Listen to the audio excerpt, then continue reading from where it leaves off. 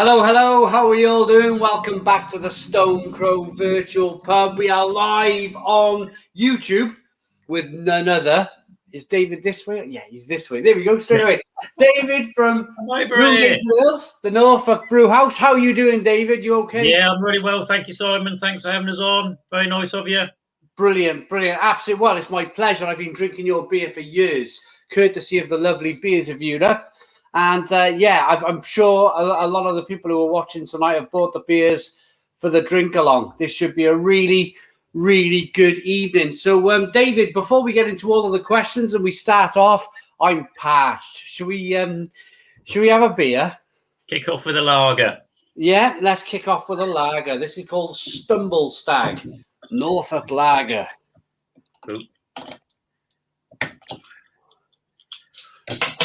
There we go. How's your day been, David? That's not too bad. Brewing up again today, so it's nice to be back brewing. Brewing 5 times this week, and we haven't done that since last summer, so that's quite a good thing to be doing. It's been, a bit of a tough winter, so yeah, getting back brewing 5 times is good. 5 times, that is amazing. So I've been drinking your packaged products for quite some time now, your bottled beers. Are you kind of like, or before the situation kicked off, were you more wet led? Were you more kind of barrel sales to pubs, or were you more packaged bottled products to local shops and supermarkets? No, I mean most of what we did, probably 85 to 90% of what we do is, and still should be, is in the pub market and the cask beers. And the keg lagers, but obviously when the situation happened, we lost that 90% very rapidly. We've always had the bottles, so the bottles have always been a key part of what we've done. Yeah.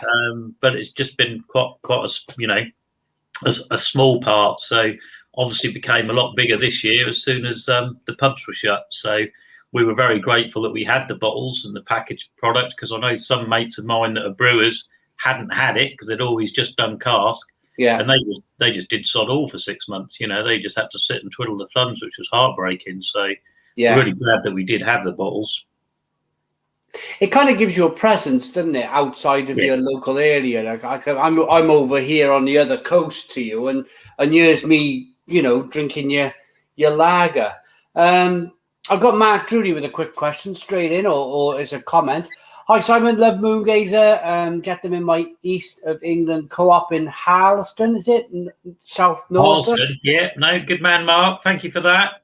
There we are. So Mark Drury straight away knows your beers. So this is your lager.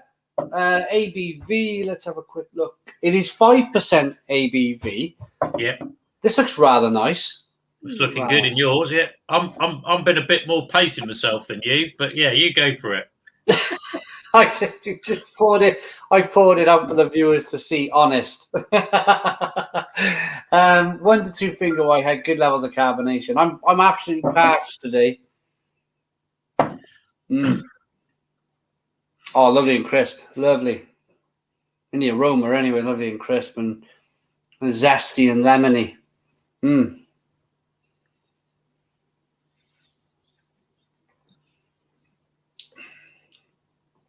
Oh, that's nice. Lovely. Am I detecting a little bit of SARS hop in there, Dave? Yeah, it was actually the second brew we ever did when we started back in 2012, because we always wanted to do the craft lagers. And but what we wanted to do with Stubble Stag was to actually use, we don't use any lager malts in it. We use traditional Maris Otter ale malt.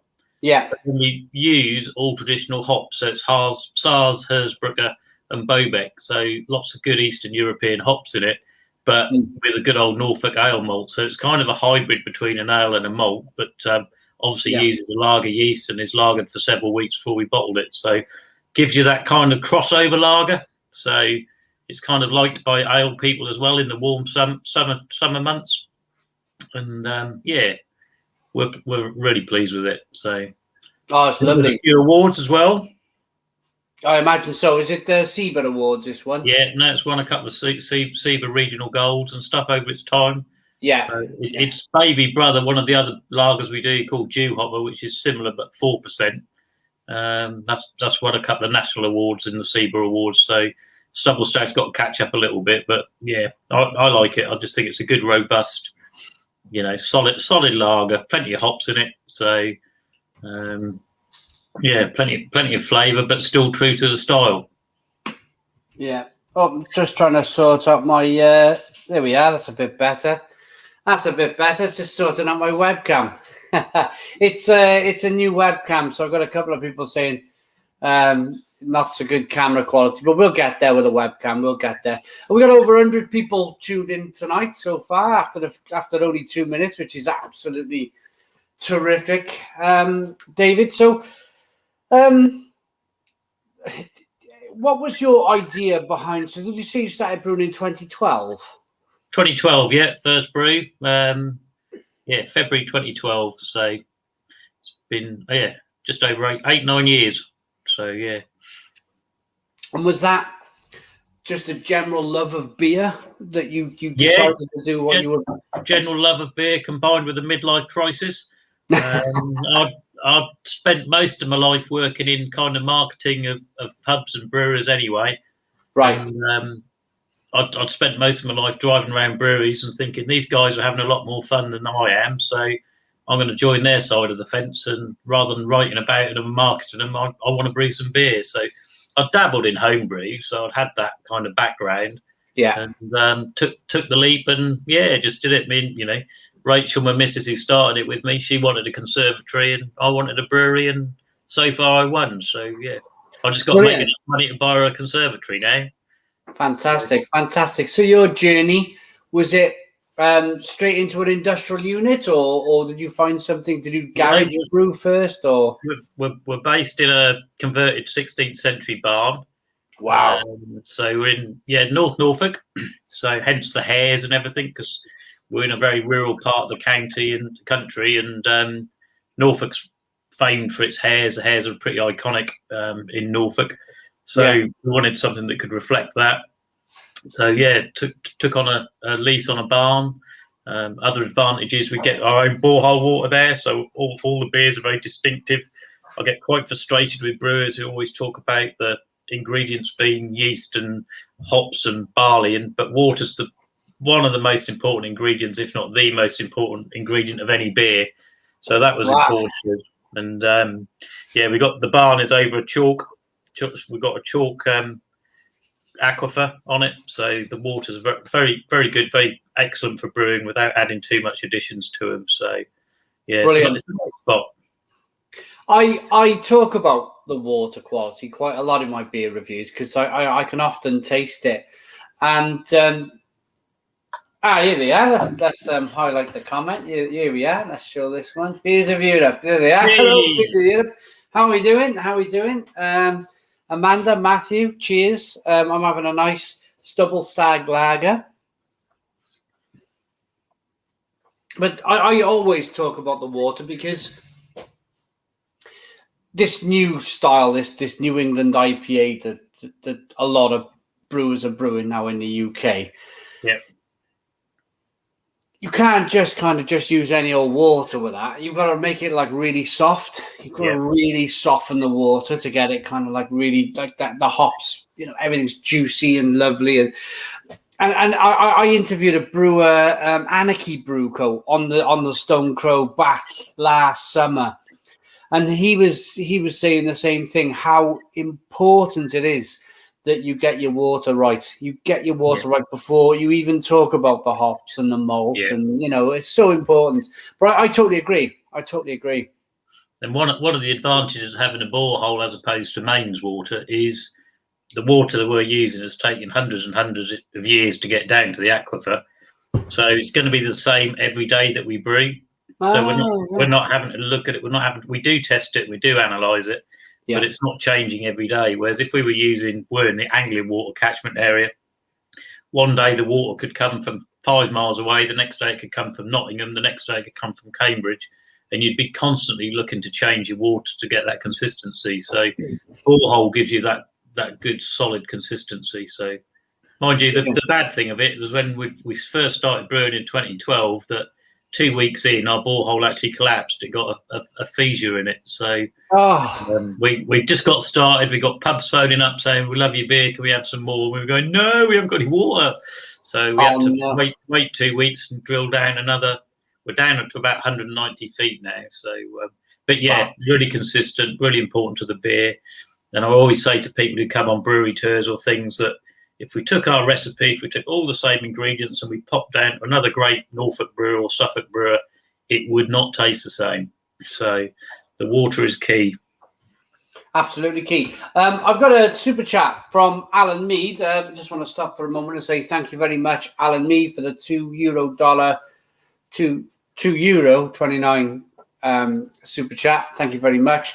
A massive happy birthday to the legend, Daniel Bale. Happy birthday, Daniel Bale, one of our regular viewers of the show. And thank you very much to Alan Mead, Irish craft beer guy in Ireland, for the super chat. So, David, how the super chat works, one of the fantastic fans who are watching, they'll just contribute to the channel by giving a few pounds in a chat. Yeah, brilliant. We'd like to say thank you. It really has. I'll try and keep it interesting, then he might give you some more.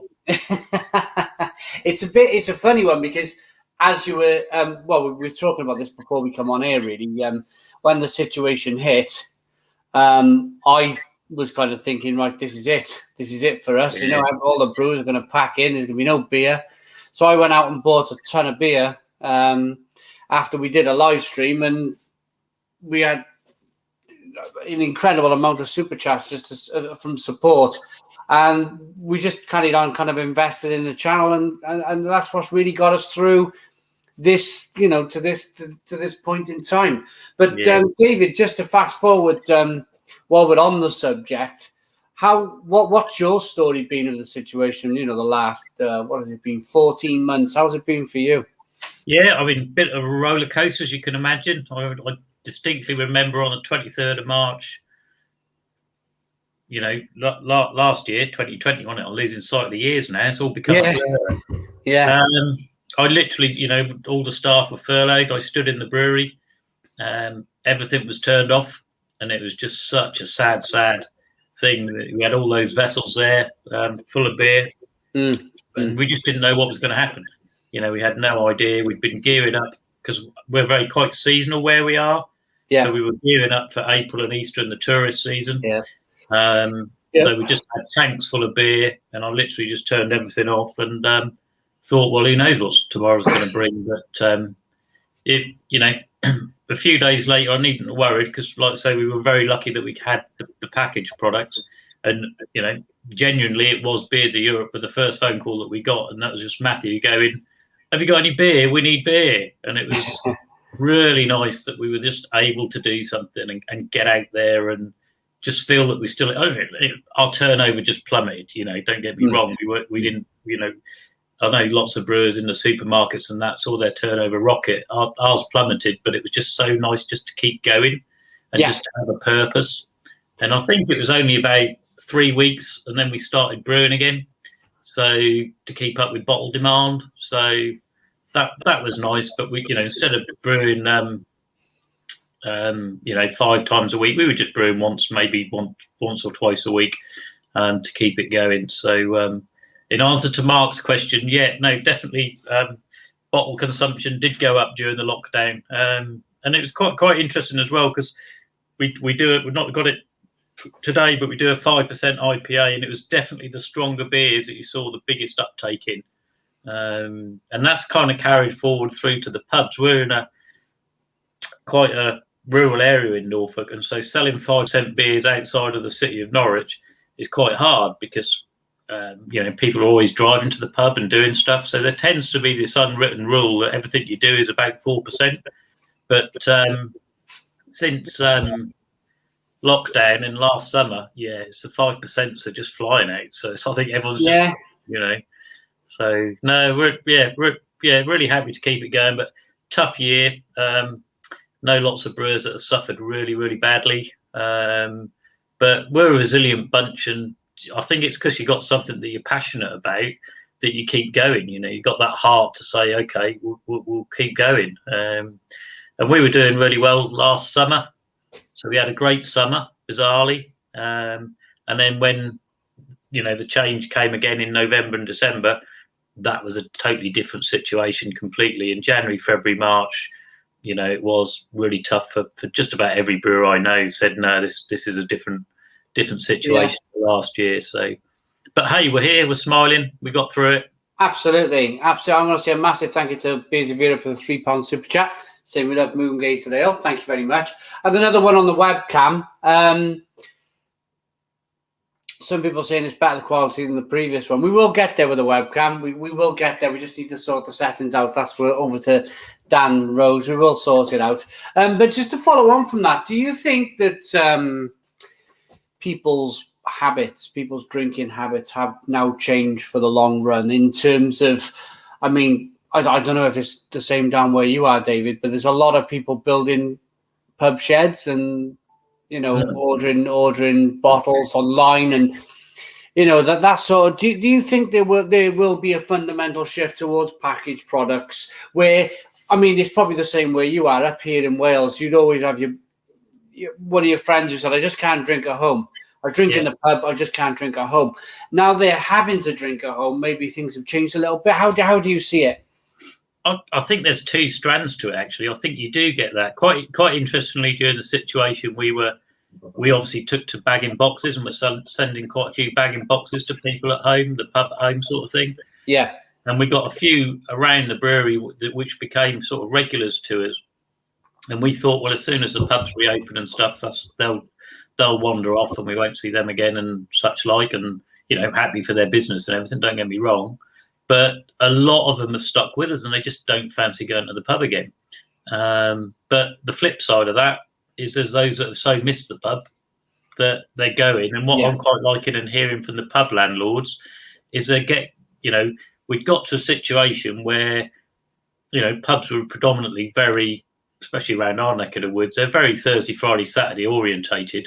Whereas we're hearing now that Monday's busy, Tuesday's busy, Wednesday's busy. So I'm kind of quite hoping it's going to mean people are going down the pub in school nights again, you know. So it's kind of like, no, the pub isn't just for Friday night. Let's go and have a natter. So I'm hoping some of that sticks, but I think you will get those people that just think, nah, it's not for me. I'll stay at home and I can have my bagging box or my bottle and do it then. But apart from things like this, I don't tend to drink at home, but I just like to get out. Yeah, I mean, Shane shares. I won't be able to read that out, but you can see Shane W's comment there at the bottom. There is probably a bit of that mainstream pubs. You know, your Fosters and your Carlins type thing, £5 a pint. I kind of totally understand that. I think pubs will have to change now because there's so much. I think people didn't realise that the amount of the selection available to people with the online buying of the beers. There's just so much choice. People who may never have tried a porter or a stout or you know, they thought Guinness was the only thing that was around. And now, I mean, I think things could have changed. I think the days of Carling and Foster's and Worthington's Cream Flow on the bar in mainstream pubs, I think they've probably finished. Yeah. But we never know. Our pubs opened in the beer gardens over here in Wales. They opened on Monday, yesterday, and they're pretty busy. Pretty busy. And I understand 17th of May is the date where we get to go and sit in the pub and have a beer. Yeah, you can go inside again. Yeah. 17th. So it's not really that long, is it? It's not long to go now. And how does it, for you as a brewer, David, what has to happen between now until May the 17th for you to, just to give people a little bit of interest, a little bit of insight into your brewery? What happens with the build-up of the pubs opening? Do you do lots of barrels? Do you order barrels and that sort of thing? Well, we had a massive stock of barrels anyway, so we're just kind of bringing those back into commission. We'd been round picking most of them up. I mean, obviously the thing with brewing is you deliver your product, then you have to go pick up the empty to fill it up again. So there's been a lot of logistics in going. Obviously we didn't want to collect the empties and have 500 empty barrels at the brewery during the situation, but obviously now we've been going around picking those up and getting them cleaned and getting them full again. But I'm pleased to say that when the beer garden's open, we thought that was going to be quite a modest uptake, but like I say, we're brewing 5 times a week, so we're we just think it's going to get busier. So long may the rain stay off, and Quite a similar spring as we had last year. With April and May were just terrific, weren't they? They were brilliant. Yeah, that totally made it last year. So yeah, people in their those that were lucky enough to have a garden. We mustn't always forget the people that didn't have that luxury, but it's certainly drove the sales. So yeah, it was good. Absolutely. So going back to your story, so how many times over the years have you been in a situation where you've like put new vessels in? You've grown the brewery, because we were talking about your water one week to begin with. There, have you kind of expanded, and or a nice slow growth with the brewery? A bit of both. I mean, we can. I mean, I look a bit youthful, but I'm quite an old chap, really. Me and Rach, we never wanted to conquer the world. It wasn't it wasn't a, hey, we're going to be the next Brewdog or we're going to be the next whatever. It was just like, we just want a lifestyle. We'd done our bit. We'd done our 50,000 miles a year and working stupid o'clock hours. And we thought, let's just do something where we can kick back, get a nice sustainable team and grow. So we started with 4 vessels, 10 barrels. So the ability to brew back 12,000 pints a week. And we always said, that's it. We'll just do that. That's enough to keep us going. And once we get to that, if we haven't got it, we can't sell it. So that was always our belief and our aim. And we've now got 7 vessels and the ability to brew 20,000 pints a week. So, wow. We kind of just kept adding one and sneaking one in and another vessel here. So it's been interesting. And that's just been through word of mouth and people liking our product. And, we like to, we don't deal particularly with wholesalers on the pub market. We like to deliver to the pubs ourselves, so we get a relationship, and that's just seen it grown to a size that we're happy with and comfortable with. But it's an interesting journey. It's kind of run us rather than us run it the other way. But we're not into global domination or expanding it. We still want to love it. We still want to be in touch with the customers, and we still want to enjoy it when we get there each day. That's more important to me than pounds and pence. Oh yeah, absolutely. And I bet along the way you've picked up some. I want to say a very quick thank you before we go on. Hazy Hayes, £5 super chat. Good evening, everyone. Happy birthday to Daniel Bale. Stone the Crows. Cheers, everyone. Thank you very much, Hazy Hayes, for the £5 super chat. But one of the biggest things I'm missing, David, is actually we mentioned SEBA earlier. Is the get-togethers, the SEBA events, and you must have met. You must have some fantastic friends out there who are brewers along the way, and you get to know them, and you gravitate towards them at these SEBA events, and it's all fallen by the wayside, hasn't it? You lose contact with people, and I can't wait, really. I can't wait to get out. The last time I went to one was SEBA X March, not this March, March before. March before, wasn't it? Yeah. Up in London, Liverpool. But I love the get-togethers. I do. I love the beer festivals. Yeah, it's a great industry, and there is competition and there is dog eat dog. But I've never been in an industry where you can phone people up and everyone's always so willing to help and be part of something and do things. We've done a couple of international collaborations over the last couple of years. One was just a Smart Mouth Brewing in Norfolk, because we're from Norfolk, so we thought it'd be nice to do a collaboration with another Norfolk brewer. So, but in America, and I just dropped them an email saying, "Hey, how about doing a collaboration? You're in Norfolk, we're in Norfolk." And 3 weeks later, the guys and his family are all on the plane. They come and see us in Norwich to stay, and we're producing a beer together. Amazing. There's no financial value in any of that, but it was just a good idea. It was just fun. let's do it. And we've done similar things with some crazy French brewers that we know and stuff. And that's the sort of camaraderie and the togetherness that you get in this sector. At our level anyway. I can't speak for what it's like at a bigger level, but at our level, we can do some fun stuff. If we tend to have a wacky idea or an idea, we know that we'll be able to find someone that wants to share that journey with us. So that's kind of good. Fantastic. Big Kev said there's not much drinking going on, Simon. Drink up, mate. I'm about to finish my lager, and that moves me on to what should we get out of the fridge, David, next? What are we going to go for? Have a skipper, which is just more of a best bit of style. A little bit of fruitiness in there. So okay.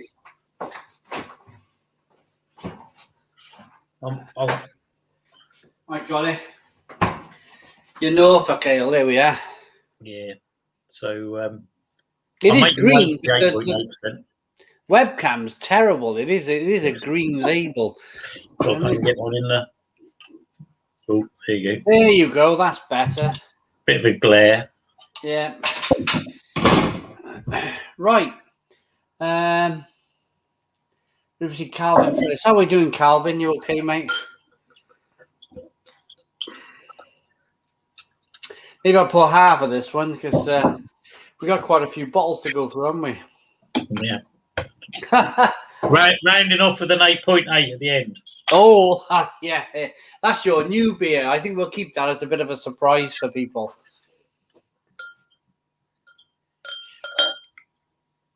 So this one quite traditional style bitter, but blends American and UK hops. Smells good.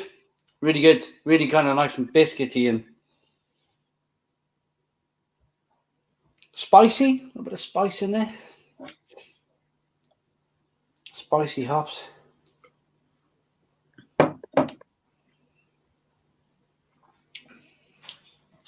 Oh, that's lovely. Oh, yeah. That's fantastic. Really nice balance to that. Yeah. Really nice balance between the malt and the hops. Really good. Really good. So, David, I was watching in the depths of winter when it was really quiet. I was watching a really old property program from like a decade ago, and somebody was renovating one of the Norfolk hop places. You know where the things spin round on the top, the big style things, it like turns in the wind. A windmill or ice house, you mean? House, that's it. Right. Yeah, for the malt, for the hops. Sorry, they kind of like it dries them out or something.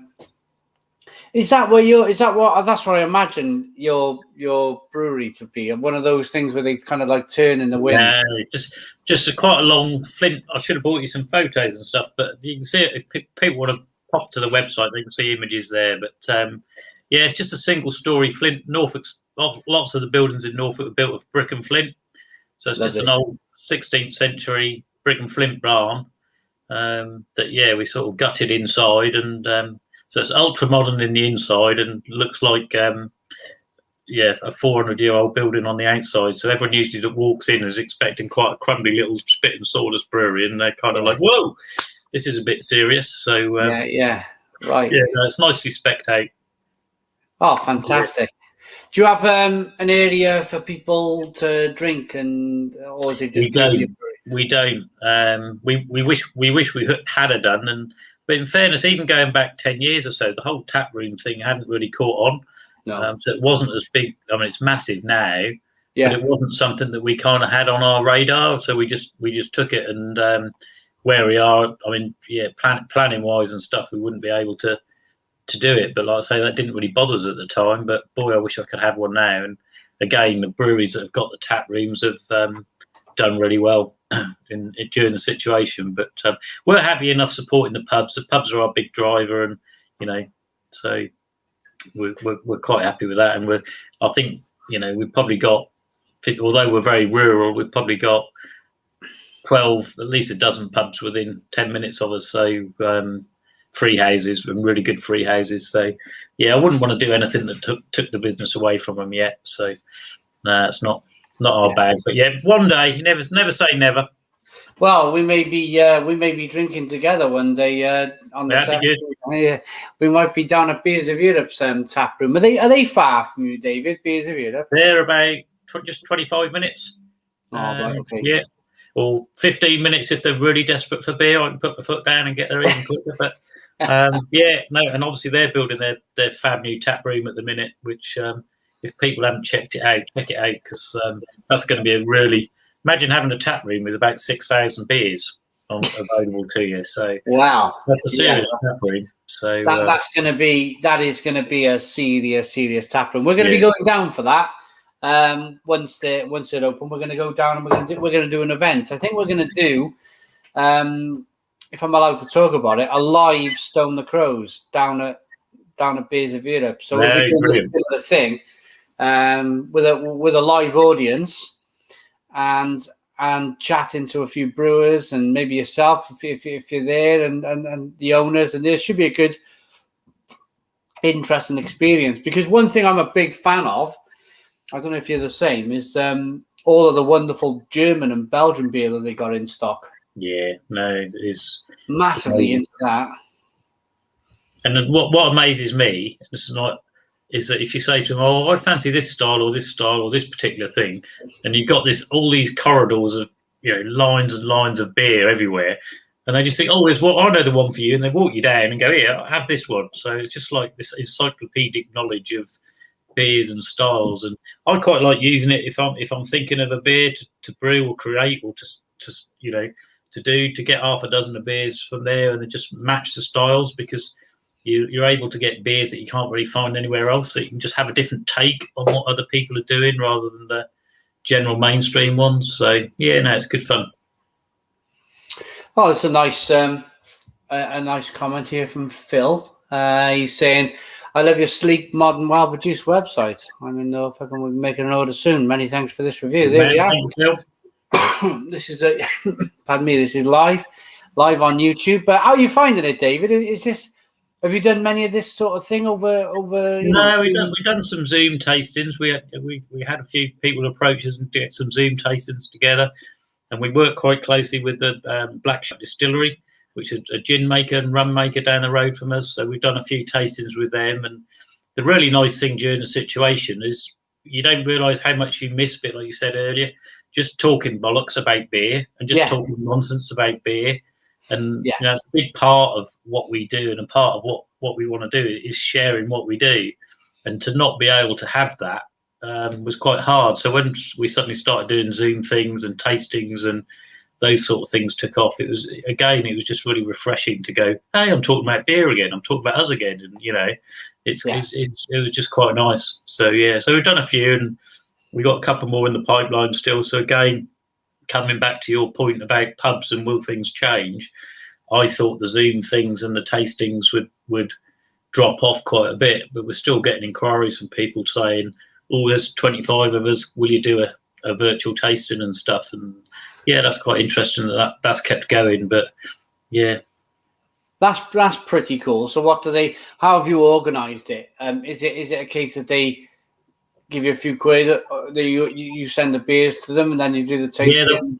Yeah, they'll order the beers from us, buy the beers, we then send them, and then I'll just do a tasting. I'll take on your role, if you like, that you're doing tonight, and I'll guide people through the beers and taste them. And we like to pick beers that have a bit more of a story to them, so talk about the history of malts or talk about the history of IPA, so delve more into the sort of often the facts that people don't realise that are out there, rather than just about the beers themselves. So I like chatting about beers, because everyone thinks there's all new stuff, and it's very little new in beer. If you trace back hundreds of years, you'll find black lagers, you'll find sour beers, you'll find they've all been done hundreds and thousands of years ago sometimes, and it's quite nice exploring that with people.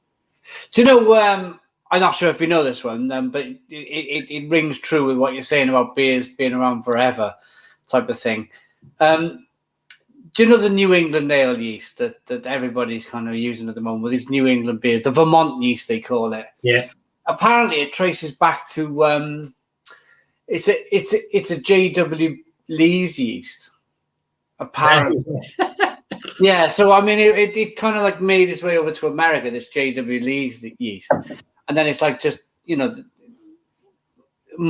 changed over time. But they've stepped it back and they've gone, actually, this was from J.W. Lee's quite a long time ago. So yeah, this whole New England IPA thing that's been going on for the last 5 years. I did one. I'm involved in a thing called City of Ale.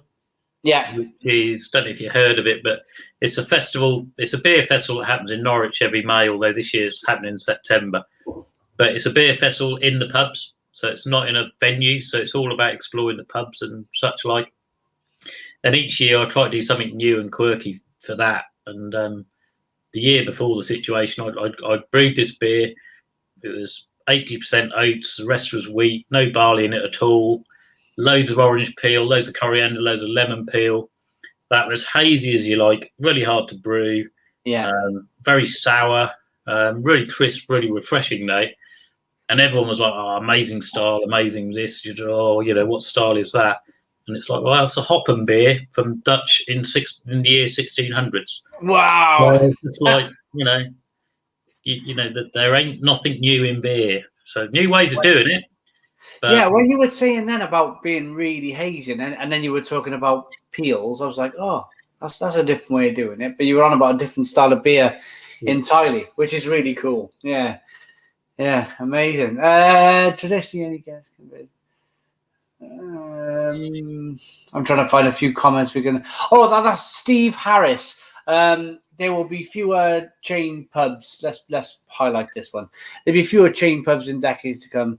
Punters are getting more and more discerning. It's already happened with casual eating restaurants. Yeah, I mean, it's bound to have happened where you are, David, where all of a sudden it's very expensive, or all of the pub chains have bought the pubs, and you will find bars that open up in old shops type of thing. That's what we found. Yeah.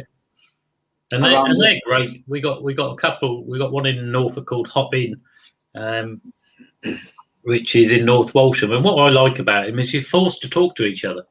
Because you're all in that environment. You hear what someone's saying. You've had a pint, so you say, oi, no, I don't agree, or I do agree.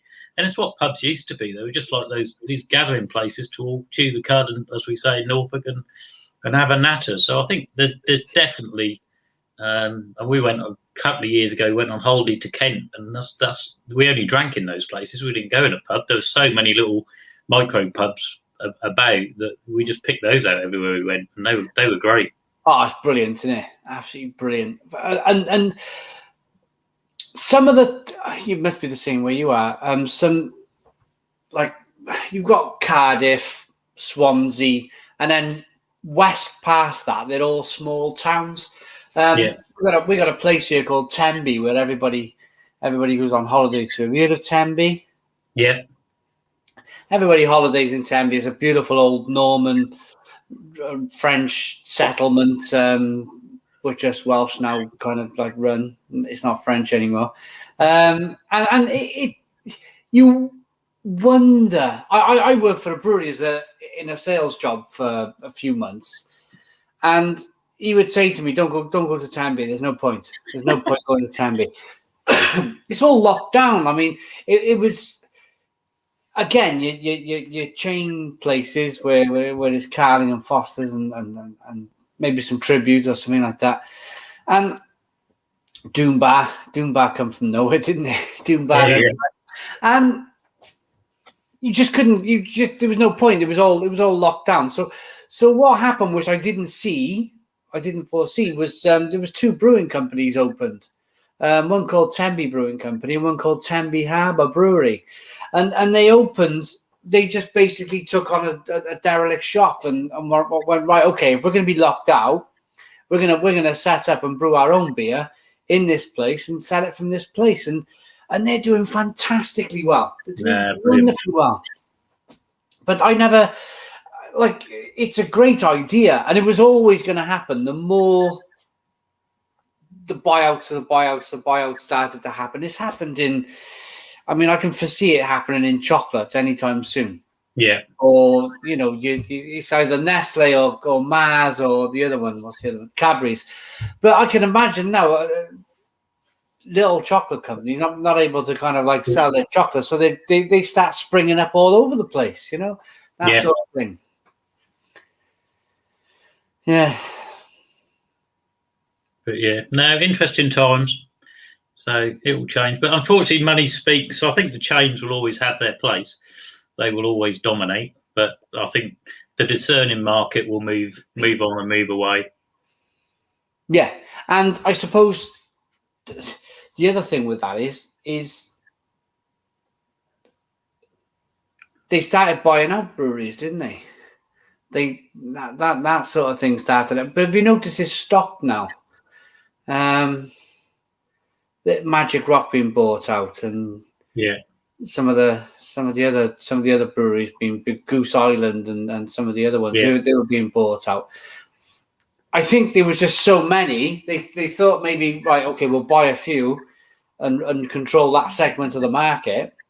Yeah, they couldn't do that because they were just springing up like weeds, weren't they, breweries? Yeah, no, I read a really interesting thing once about, I can't remember if it's Carlsberg or Heineken, and they were saying to buy a brand or to develop a brand globally, they will literally spend about £12 million each year before they even launch a product. So they'll try and develop a brand, come up with it. What's the flavour? What's the taste? What's the market? What's the thing? And that's when they realised look, we're spending all this £12 million a year and we haven't even launched anything. Or we could just go buy Camden Hells, or we could just go buy Magic Rock or whatever, or give them £15 million, and they've done it. So we know it's going to work. So that's when you then get this plethora of people all thinking, oh, we'll start a brand and get bought out. But I've got a mate who runs a brewery in Spain who'll remain nameless, but he had a very large brewery turn up at his brewery tap one day, sat him down for lunch, and his brewery's on a lovely mountain overlooking the Spanish hills or mountains. I can't remember the names, but nice. They kind of sat down and said, wrote a figure out in front of him and said, this is what we're prepared to buy your brand for. And he just looked at the mountains, pointed his arms. He said, I've got all I need, mate. Wow. Sent them on the way. So hopefully there's a few more people like that about. Yeah. I mean, it's the passion. Yeah. It's the lifestyle. For you, it's the passion, it's the lifestyle. You don't want to dominate, you don't want to take over the world, It's fantastic. It is fantastic that you're there for the passion and you're there for the community and the people, and absolutely. That's what I miss. That's the biggest thing I miss. I'm pretty sure, how temperament is in brewing. We probably would have met in a Seabird event, and we, without being live here, because brewers and beer people always bump into each other. You lose an hour, don't you? You lose an hour or two. But always, yeah, it's great. I always like chatting. You probably know him, Bob from Titanic Brewery. Yeah. I always like speaking to Bob from at the Seabird event because he was always there. He'd travel around to all the different. He'd go to every one, wouldn't he? Yeah, no, absolutely. And so everyone's got time for you. So no, it's good fun. Good fun. Good to brewing. What about the food pairing part? Do you stay clear of that, or do you get involved in that? The food pairing with beers and. No, we do. I mean, we got a chef we work with. I don't know if anyone's seen him on telly either. We've got Galton Blackiston. He's got a Michelin star restaurant just up the road from us, and he's also got a very, very busy fish and chip shop. So he developed a couple of recipes with us. So that was really interesting because he goes into the real side. I've always been a bit of a, if you like that beer, if you think that beer goes well with chicken, it goes well with chicken. It's your choice. Yeah. But it's quite interesting working with someone with that knowledge of food, how they can actually shape a beer to pair with their food perfectly. And that was a bit of an eye opener for me on stuff like that. So I do try and do more of that now, and just follow the kind of, well, I hate to call it science, but it is a science. It's how your body and your chemicals and everything reacts to what you're eating and what you're drinking. So there is a lot of truth in it and stuff like that. But I think the cheese was the biggest thing for me. Beer and cheese. Oh, yeah. Incredible. So much better than wine. Yeah. So much better than wine, cheese and beer.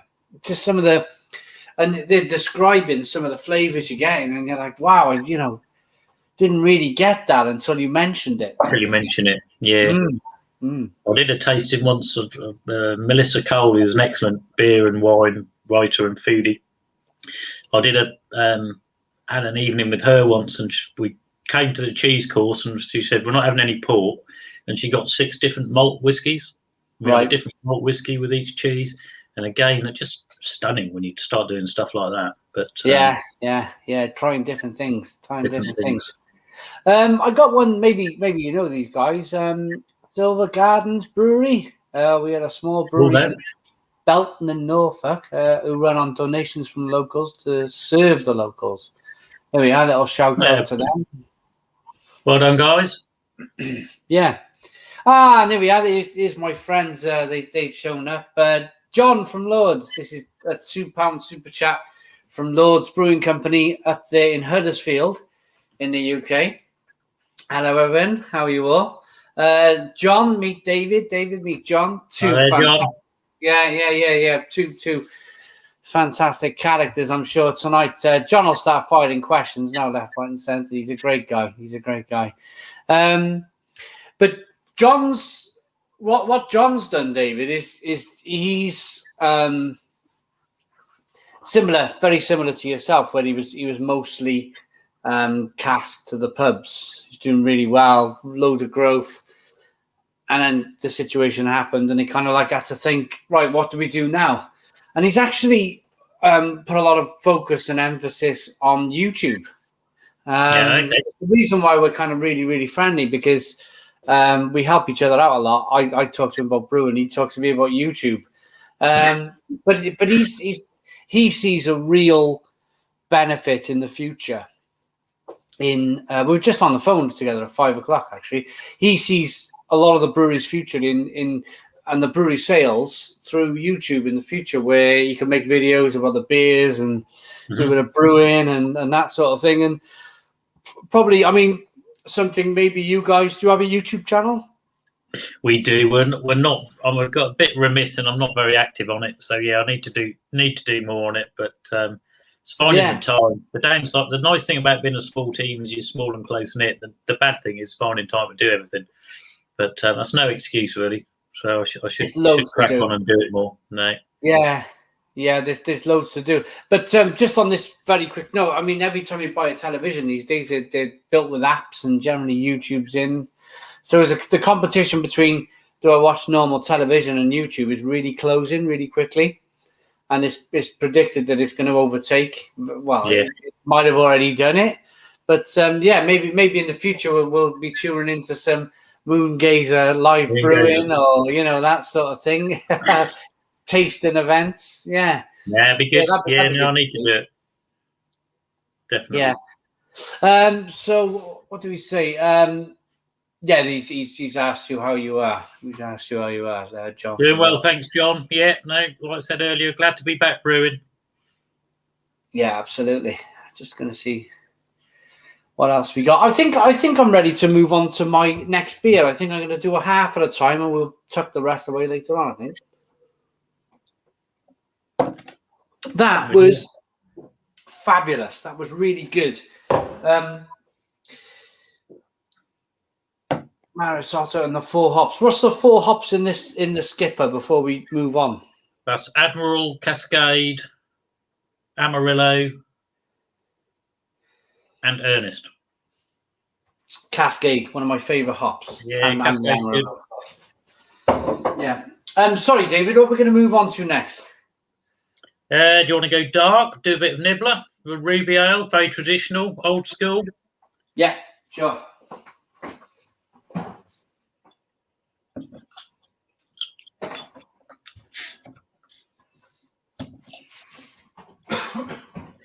Personal favourite beer that I make? Ooh.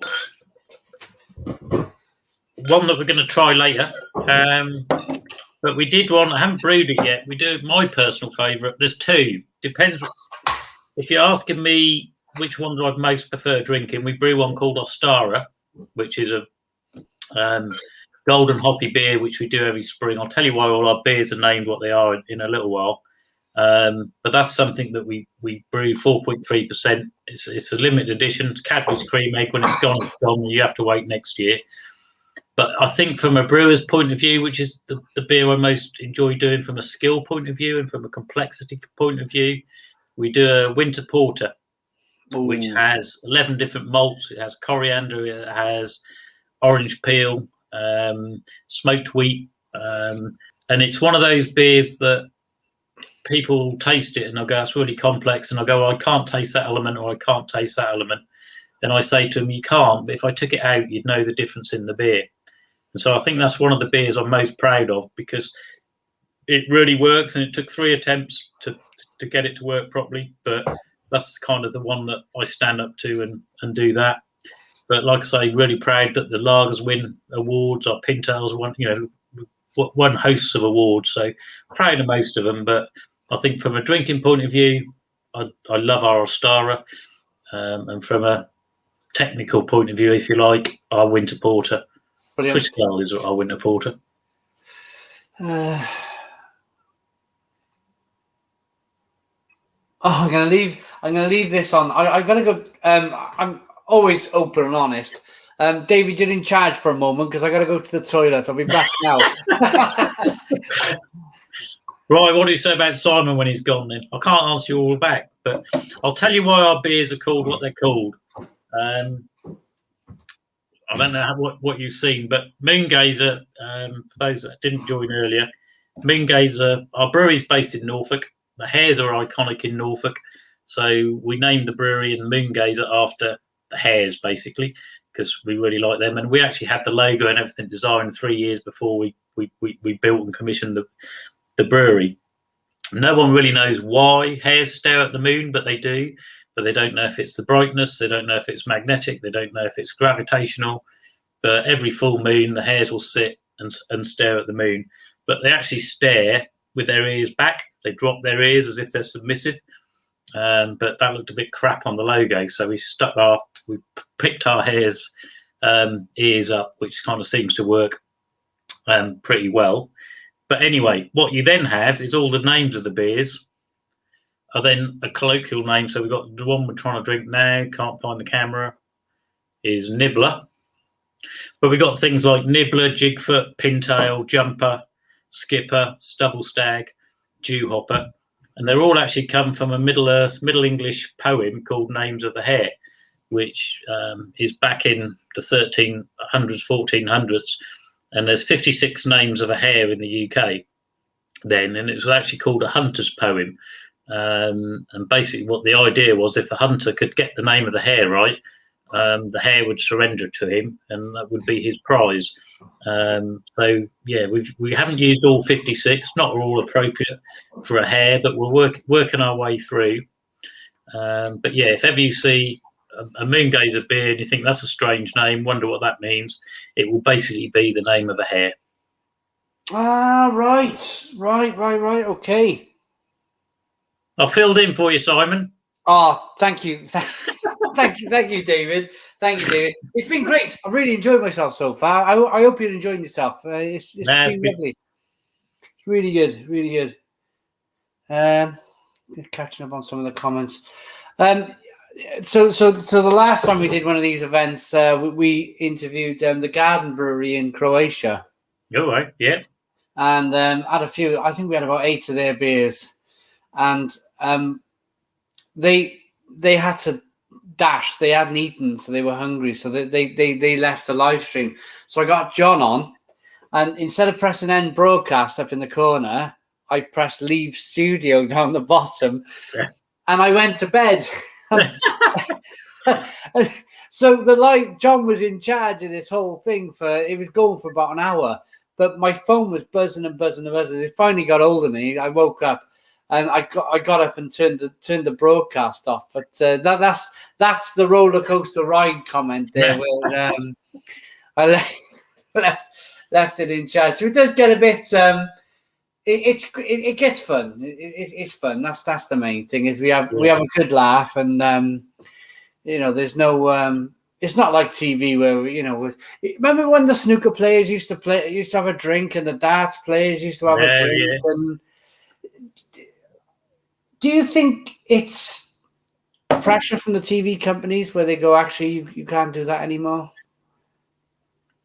I just think it's a bit of a societal thing as well. I mean, I remember when I was always at proper work, when I had a proper job, going down the pub at lunchtime was a done thing. And, Absolutely. Yeah. It just doesn't seem to be the done thing now. It just society seems to have moved on a bit, or moved back a bit, depending which way you look at it. But it's almost frowned upon. Isn't it? It is frowned upon, yeah. Like you've got some kind of problem, and I just think, maybe you just need that release. Maybe you just need that half an hour or 45 minutes, just to go, let's just talk about normal things, and then we can go and do the afternoon shift. Absolutely. Yeah. And you think about the beer style, the Saison, that beer that was brewed for French farm workers and Belgian farm workers, and for their lunch, the farm owner would brew that beer with a loaf of bread, and they'd have they'd have a beer and some bread and cheese, and then they were away to go for the afternoon. It was about productivity, because the worker would want to, he'd want to being kind to you're going to do your work a little bit better, I think. I don't know. Yeah, I'm quite. It annoys me a little bit. I think. Who was the last chancellor to have a drink at the budget? There was one, wasn't there? Was it Ken Clark? I think it was Clark. Ken. Yeah, Ken Clark, wasn't it? Yeah. I think Ken Clark had a whiskey or something while he was doing the budget, and I think maybe this is a chance. This situation, maybe this situation is a chance to press the reset button and go, actually, it's okay. It's okay to do these things. Nobody's breaking the law. Nobody's drinking 10 pints at lunch. Yeah. Maybe it's a chance to be normal again. Yeah, it'd be nice to get it back. And you used to, like you say, you used to have the banter and the chat, and it was good fun. But when you tell people, what you used to get up to, they think you had a problem. But absolutely, yeah. Yeah, well, it's the biggest. We get question upon question upon question, comment after comment after comment on a daily basis, and it's our number one question that comes through on a daily basis, and it kind of grinds you after so many. Are you an alcoholic? Yeah, and it's like, no, absolutely not. I don't spend my day, first thing in the morning drinking beer. It's tasting. It's enjoying beer, and it's not. Yeah, but there we are. That's another. Like people say when you're at the brewery, because one of the first jobs we do in the morning is taste the beer out of the tank and of course, check, and everyone goes, "Oh, you lucky thing." I say it's the worst job in the world. It's just getting in there that morning. The last thing you want to do at 7:30 in the morning, 8 o'clock, is drink. Taste the beer and stuff, but it has to be done. But everyone thinks you're in this kind of jolly way, yeah. But no, we do take it quite seriously, Apparently, your taste buds are better in the morning. That's why brewers do it. No, mine don't kick in till about 11 o'clock, I don't think. So, and several cups of coffee. But they always say you should never. Well, beer tasting and coffee tasting should never be part of the same thing. But because coffee drowns the bitterness, so right, okay. So that's why I have to get in and taste the beer before I have my coffee. You see. Right, I see, and so you're not upsetting the bitterness too much. We got a super chat from Lourdes. Happy birthday to Daniel Bale. So Daniel Bale, he's one of our regular viewers. Had a trip to the hospital recently, but he's all fine and better now. Now he's home and celebrating his birthday. There we go. What was I going to just mention? I tell you what we should do. Been sipping this lovely. I'm going to call this without looking at the bottle, dark mild. No, we haven't got. That's our booth shop. This what you got there is just our ruby ale. So, right. Okay. Yeah, 4% ruby. Very really malty. tasty. Big on the chocolate malt. Big on the Crystal 400. So very malty beer. Traditional hops, Challenger and Goldings. Bit of Bobek, but more about the malt, that one, than the hops. But really weird thing again, because when the pubs reopened, however many weeks ago it was, we thought, oh, here we go, beer gardens. And we thought it's all going to be about the golden beers. So our two biggest golden beers are Pintail and Jigfoot. So we were brewing them like crazy to make sure that we had plenty of golden beers because it was going into spring.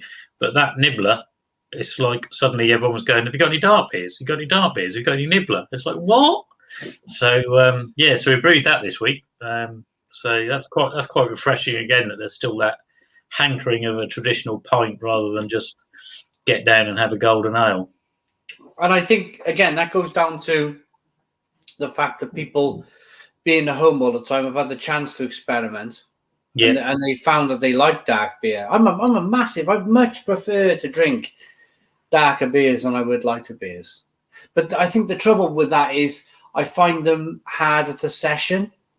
Yeah, if I'm honest, I love the taste. Much prefer the taste of a darker beer, a stout or a porter or something. You know, this ruby is beautiful. Really, you can really get that roasty, toasty malt in it. Fantastic. How many different malts has it got in it?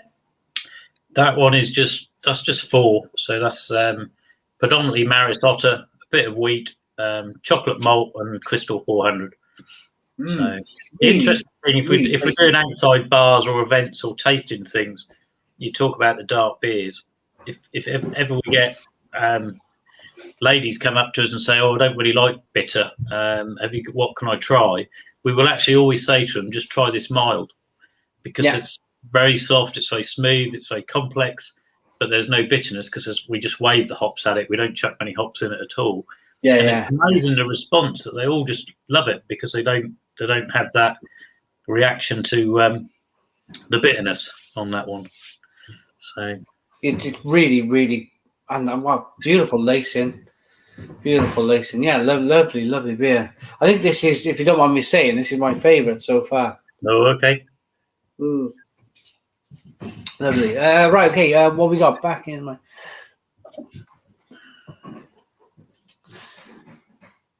just reading some of the back in my granddad's day, going to the pub after a day on the docks was a normal thing to do. It was to celebrate not getting killed on the job. Raise a toast to lads who died, and it was as it was a dangerous job. I mean, the things. Yeah, I mean, there's things that we don't even think about these days, do we? I mean, you go to work these days, you're more or less safe, aren't you? But back then, it wasn't such a thing, was it? Especially, I mean, in our industry over here in Wales, I can't really talk too much about the docks because I'm not too sure on it. But coal mines, there was always accidents in the coal mines over here, always. Yeah. Always.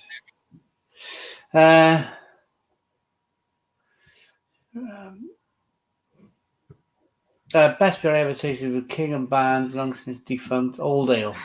Only sold it in the winter because it didn't keep well. I used to work in a hospital pharmacy and we used to put potassium, whatever that is, in the mess to deter the alcoholics.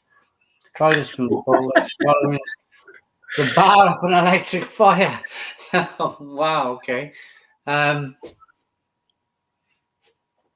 Okay. Yeah, I mean, how are you enjoying it, David? We're an hour in. It's gone really quickly. That's cool. Well, I can talk for hours. Yeah, no, you'll be going. Yeah, no, me too. Me too. I'm just kind of getting started, me. But is it? I put all the beers in the fridge. Is there any that I need to take out? Is there something that needs to be a little bit? I don't want to taste it freezing cold. If it's... I'll take the Bob's tail out of the fridge if that's still in there. Yeah, I'll do that now. Yeah.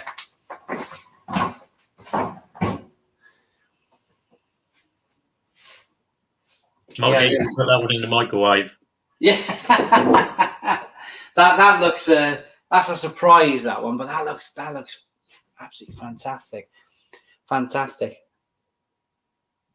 But yeah, no, dark beer is definitely a place for them, which is nice. But and a bit of a challenge for me because I never used to like them personally, but again, I've grown to like them. But yeah, so Nibbler's also a good one to tell people that is how important a name is in the beer, which I never really. But all the beers are named after hares. You missed that because you went to the toilet. But I filled everyone in on that one. But when we originally launched, they were just called, like the Nibbler was originally just called Norfolk Ruby, so it was our Ruby Ale. And when we changed all the beers to come into line with the hare theme, Nibbler sales literally doubled, and everyone was like, "Oh, you relaunched Nibbler. What have you done to the recipe? What are the different hops? What have you changed?" And we were going, "We've changed nothing. It is exactly the same beer that you've had for 3 years." And it was literally just the power of the name. Everyone was just like, "Oh, well, what a Nibbler!" So it's had a darker looking rabbit. Yeah. But no, I just found that quite interesting that the impact a name change can have on your sales, and quite an interesting thing. Good marketing, I suppose, isn't it? Really good marketing. I'm pretty sure we were talking about Camden Hells earlier on. I'm pretty sure that name of the brewery and the fact that they did a Hell's Lager was a massive sway in the fact that I think it was Molson Coors on it that they purchased, or InBev. One of them. It didn't matter to me, but one of them breweries. Yeah, they bought it because of the name, probably. Yeah, absolutely. Without a shadow of a doubt. Oh, right. We got a competition here. We had a couple of things we had to do tonight with Beers of Europe. This was the one thing. I'm sure they're going to remind us of the other thing as well, because we've had a couple of beers, David. Right, win Whiteface 9 pints beer box. Go to our website. There we go. Right, if you head off very quickly to Beers of Europe's website, you can win a 9-pint beer box of Whiteface. Please come back. Yeah. Can I just answer Tom? Because I've got a question from Tom there saying about Tom Frost is asking about do we do imperial stouts or that. Yes, we do different beers, and yes, we do stronger beers. We'll be tasting one a bit later on. The problem is around where we are. Not the problem. I'm very proud of it, but the pubs will always just want the lighter stuff. So our darker stuff, our stronger stuff, tends to be found more in the Norwich pubs, but the rural pubs tend to just stick with, the Nibbler's popular, the Ruby, but they'll tend to stick with the Jigfoot and the Pintail, our golden ales, and but we do keep trying. We keep bringing out. I mean, post the situation, we always have a policy of each month we'll bring out a special for the pubs, and that special we will only ever bring into cask. So again, it was our way of trying to drive footfall to the pubs, so people knew they wouldn't be able to buy it in a packaged product. So we did that, but we'll get back into that over the next coming months, and make sure there's some dark stuff out there as well. Thank you, Tom. Yeah, absolutely. And again, going back to my brewery salesman days, I don't know if it's the same. Sounds like it's the same where you are, David, but anything over 4.6, you're starting to struggle. If it's not light and it's over 4.6, you're really starting to struggle to sell that to the landlord. And it's a funny thing, isn't it? It's a funny thing because some of the really, really, really great beers I've had, they're high ABV. They're high ABV, and it's just it must be that session after work 6-pint thing that is just set in stone, if you like. Yeah. Where drink plenty of it, but it has to be low ABV. Yeah. We did our Pintail, which will be tasted later. That was originally 4%. And I had one landlord in particular on the coast, and he said, if you drop that to 3.9, you'll see your sales rocket. And I was like, what do you know? Shut up. It's 4%. What's the difference between 4% and 3.9? Anyway, he kept saying it to me every time I went and saw him. He said, you still haven't done that at 3.9, have you? And eventually I thought, I'm going to do it. Right. And we did it. And blow me, he was right. We just 35% increase in sales overnight. Wow. Yeah. Really? Staggering. And the justification seems to be that if you call it 3.9, people will drink 2 with their Sunday roast. If you call it 4, they'll have 1. Yeah, and there's nothing really in it. And the allowance that you guys have. Yeah. Yeah. Little does he know he's drinking a 4.4% beer anyway. Yeah, exactly that. It's brilliant. I got another one from John from Lords. Where did it go? Where did I just had it. There we are. Have you had a go with mini kegs, David? Yeah. And if anyone wants to sell me a mini keg filler, I might do some more. My passion for beer doesn't extend to bending over mini kegs and filling them all day. So we do the bag in boxes. We want to put our lagers in mini kegs. So yeah, I've been a bit flippant, but yeah, we do. And I know that they've, in the last year, breweries that have done them have seen a really big surge in them as well. One of the problems I have with live beer in mini kegs, it's all right if you filter them, but sometimes the shops will keep them sitting there a bit long, and it's not the great quality product when it gets to the end customer. If it's been sat in the shop at 20 degrees for 4 weeks or 3 weeks, but those brewers, mates of mine that do them, they do go well. But we do the 9-pint bagging boxes and the 18 and 36s, so we tend to stick to bagging boxes, but. Again, so much we can do. We do a few of the key kegs now for pubs and stuff as well. So real ale in a keg. So that seems to be an up and coming thing as well, or continuing thing, which is good. David, I'm not sure. I'll mention it first before. It's a Dan Rose comment down near the bottom there. Are you aware of Cloudwater Brewing Company? Yeah, I didn't know they sold to Tesco, but yeah. So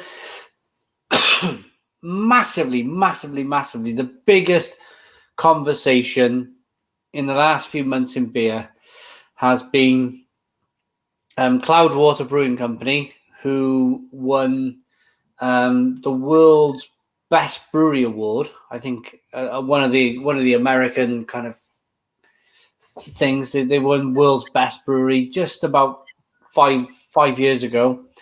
They always made a point of saying, we'll never do supermarket. We're never going to do this. We're never going to do this.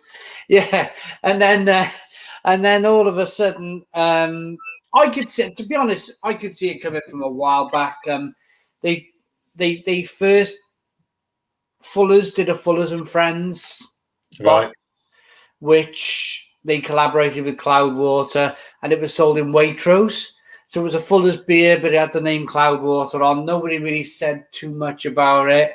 And then Brewdog did a collaboration with Cloudwater. That went into Tesco's last year.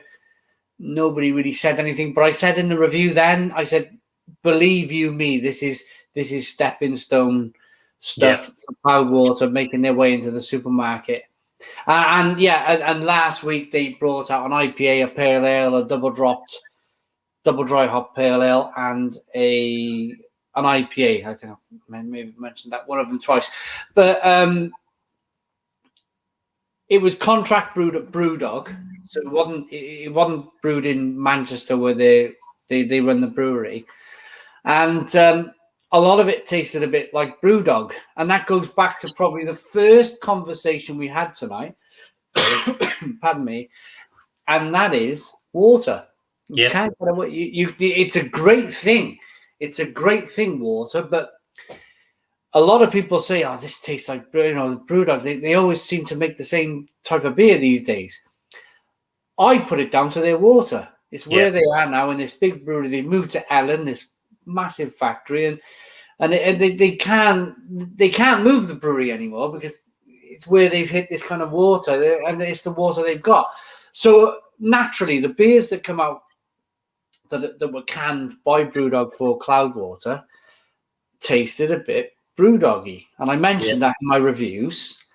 And I mean, if we can, of course, we can skip this whole subject if you want to stay impartial. But you must have seen it in the past, David, we're an up and coming brewery, have come out, and everybody's talking about their beers, they're drinking about their beers, and they're fantastic. And all of a sudden, things change. They go to a supermarket, or the financial side of the brewery obviously kicks in.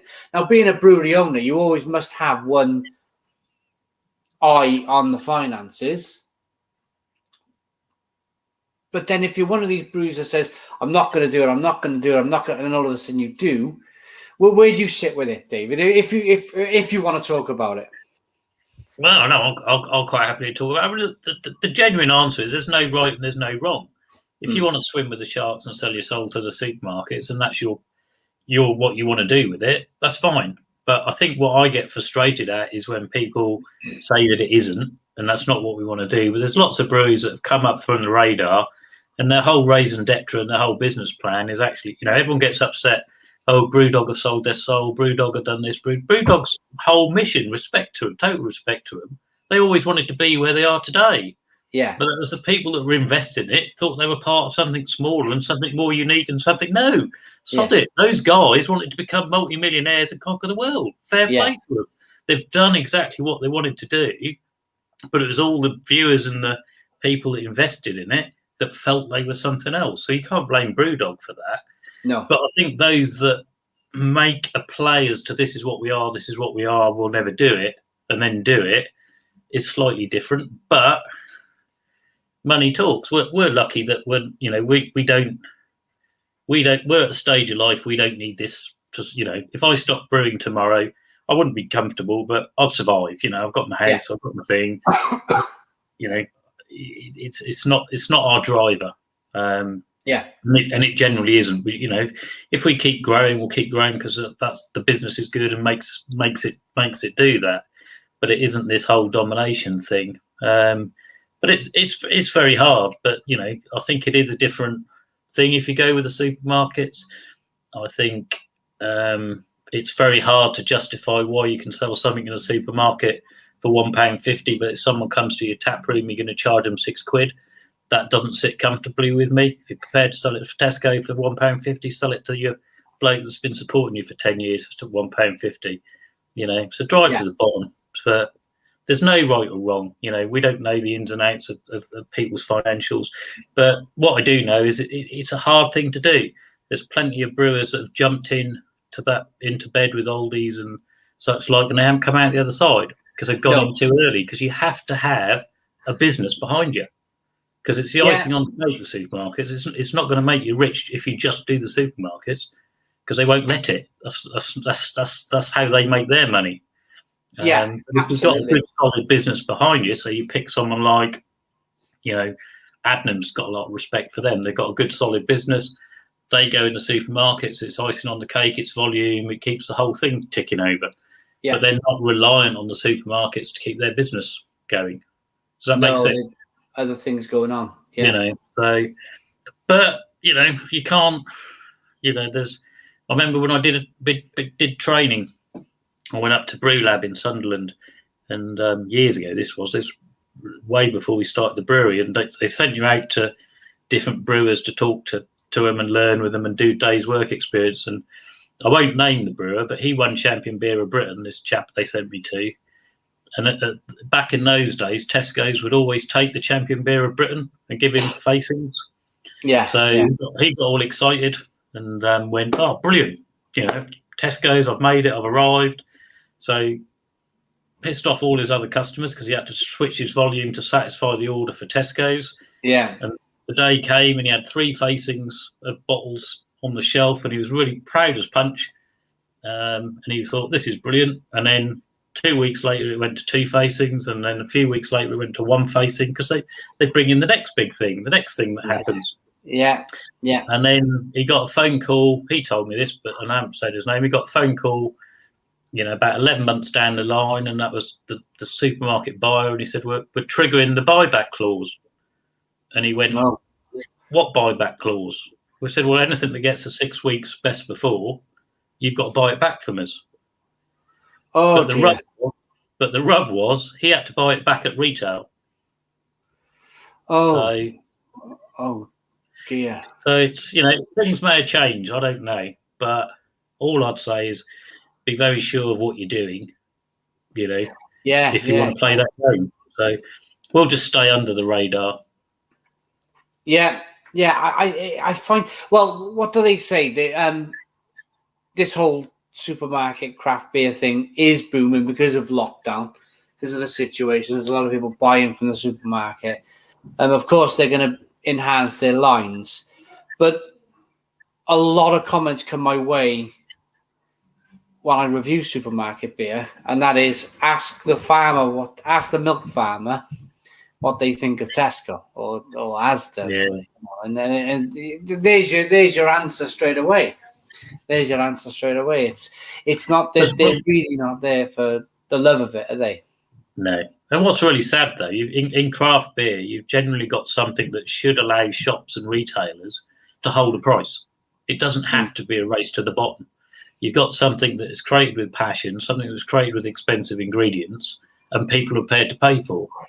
But rather than say we're going to put these beers in here and they're £2.50, £3 a can, they put them in there and go to £1.10 a can, or £4 for, and it's just nonsensical, really. And you can't keep doing that if you're producing that at that volume.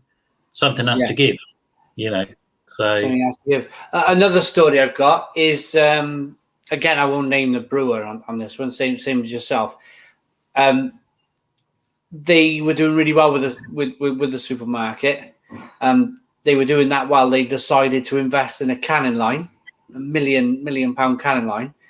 And within 4 months of the canning line being installed, they were dropped by the supermarket, and they were left with this massive canning line, and they just didn't need that volume. They didn't need that investment and volume. And it's a funny thing, isn't it? There's probably no long-term contracts in supermarket sales.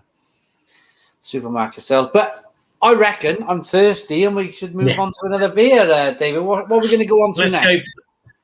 Let's go Pigtail. We talked about it a couple of times. This is our gluten-free beer, or one of them.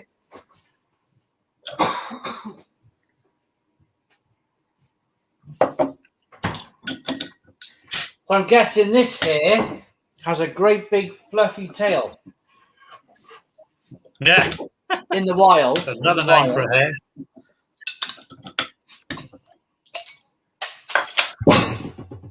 I think I'll wash my So glass. I can't remember the chap's name, but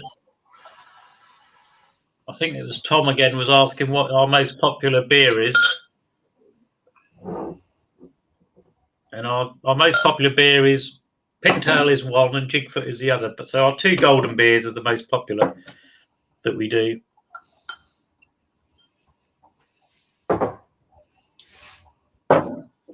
Gluten-free, can you quickly explain it to our viewers, David? So gluten-free, we still use Marisota as the core malt. So we use barley, we use a gluten ingredient to make the beer. But then we add an enzyme called brewer's clarity, which basically the gluten within the beer is the protein. And what the enzyme does is it drops out the protein to give you a clearer beer for filtering, but that's also dropping out the gluten. So it still tastes, the advantage you get is it still tastes like a beer because you're still using barley.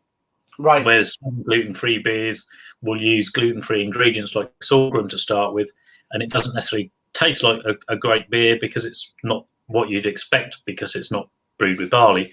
Whereas our gluten-free beers all still have Marisota as a core ingredient, and we just drop the protein out to make it. Interestingly, when we launched this, though, we didn't tell anyone it was gluten-free. So we launched it because you get that stigma that if you've all had gluten-free cakes or gluten-free biscuits, and they're just crap. And it's just like, oh, no, people are going to think the beer's rubbish because it's gluten-free. Yeah. So we actually launched Pintail to the pubs and in bottle, didn't mention gluten-free anywhere. And it was only after 3 months and it would become our best seller that we then said, when the pubs phoned up and said, oh, can I have Pintail? He said, oh, you mean our gluten-free beer? No, I don't want that. I said, well, that's what you've been drinking for 3 months. So they then couldn't say that it's rubbish because it's gluten-free. It's like, that's what you've been having for 3 months. Get on and enjoy it. So, and it works really well. And it's something, both our lagers are now gluten-free. And I think people, even if you're not celiac, they're twigging onto the bit that it's the gluten that makes you feel bloated. or a large Right. part of what makes you feel bloated. So it's a bit, sometimes when you have bread at lunchtime, you go, wish I hadn't had that bread. It's the gluten that's giving you that lethargic feeling. Right. Okay. So if people are liking to go on a session, they're now clicking into, or you can have a bit more of a session on gluten-free beers because you won't trigger into that or feel a bit full and a bit bloated. Right. Okay. So I didn't know that. But it's only a small amount of enzyme you need, but it's very, very expensive. So it does add the costs, and obviously you have to get it tested to prove that it's below 20 parts per million. Right. But yeah, no, we like it, and so like I say, it stands us in good stead. That's predominantly New Zealand hops. So Maris Otter. Someone was asking earlier about how passionate are we about raw ingredients, and one of the big passions we have at Moongazer Ales is Maris Otter barley. So we're smacking North Norfolk, which is where an awful lot of the Maris Otter is grown, and it's where the mother field, one of the mother fields of Maris Otter, is. So we're very passionate about using Maris Otter as our core malt in that. But yeah, New Zealand hops, hop called Motueka in that one. A little bit of Cascade. Yeah, it's really nice. Just very soft, very thirst quenching. Nothing too out there, nothing too radical, but just an easy drinking. It's got something about it, but it's not offensive. It's not too challenging. It's really tasty. I think that's the best gluten-free beer I've ever drank in my life. I'm not a fan of them, to be honest. I generally, there's something in them that I go, oh, I don't quite like that, but I think the hops have covered that, David. I think that's really quite clever what you've done here. Right, I'm going to put this question up for David from Beers of Europe, and I'm going to be back in a moment if David can run the show for a bit again. He needs to sort his bladder out, doesn't he? Yeah. There's so many hops I'd like to use. The really good thing about, well, there's two things about the situation. The really sad thing is there are now lots of hops, and we know hop farmers in Kent, the 5th, 6th generation hop farmers that are now grubbing up their hops and their plants this year because of the fall off from last year because the market just went south. But before that, and hopefully it will re-energize, is because we've had so many new American hops come on the market. We've had so many New Zealand hops come on the market.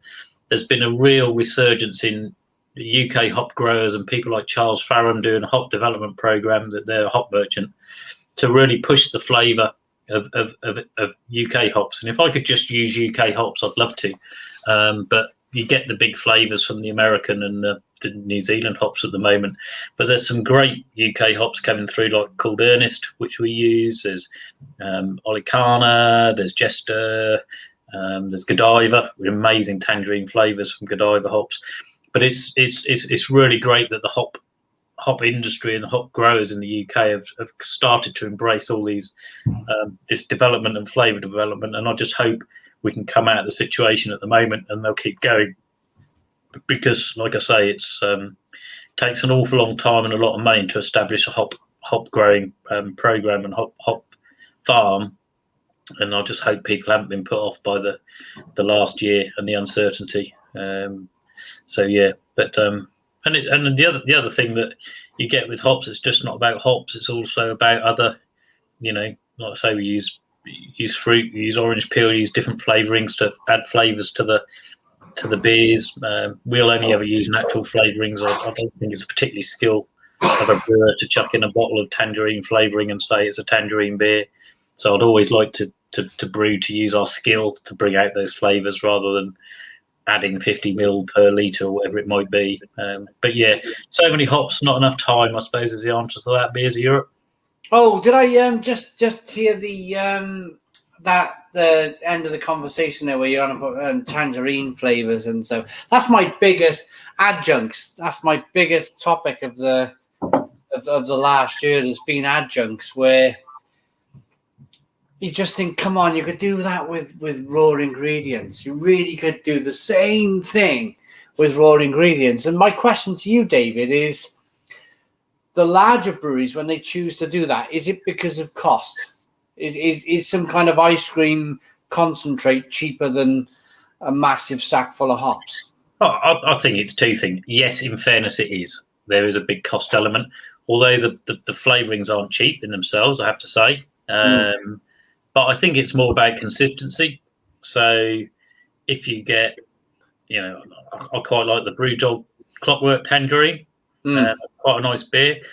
I don't know why they use tangerine flavouring, but it says on the can they do. So I presume that's for consistency, not just cost as well, because you do get a good consistency on those beers.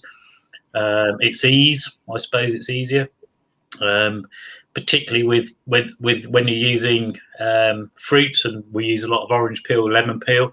It will depend on harvest to harvest, time it was done, the amount of flavour you get out from each orange peel, and it's very hard to see what you're going to get out of it just by looking at it. Whereas if you won't know until you get the end product. So it's not like you go, oh, I've brewed exactly the same ingredients and it tastes different to the previous brew of that. That's maybe not your fault, but if you're adding a set amount of preloaded flavouring, you're going to get the same thing out. But again, it just comes back to, I don't think there's a right and wrong. I think if you're at that scale, do it.